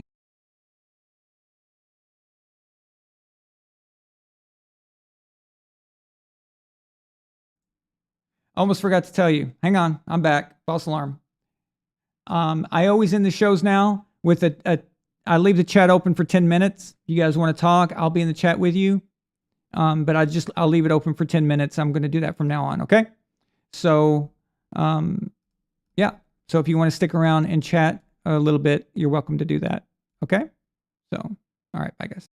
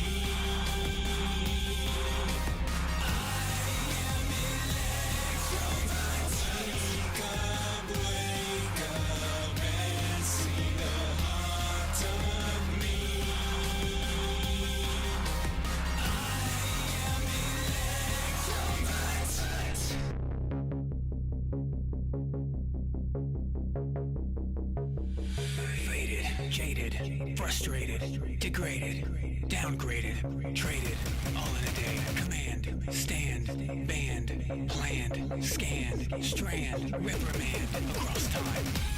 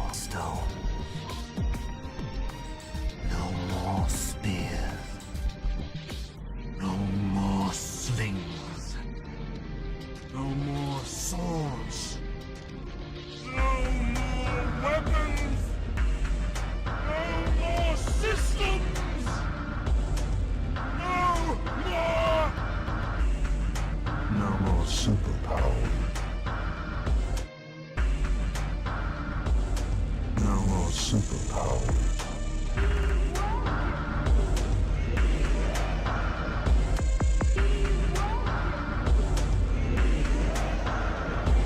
You can fire your arrows from the Tower of Babel, but you can never strike gold! But you can never strike gold!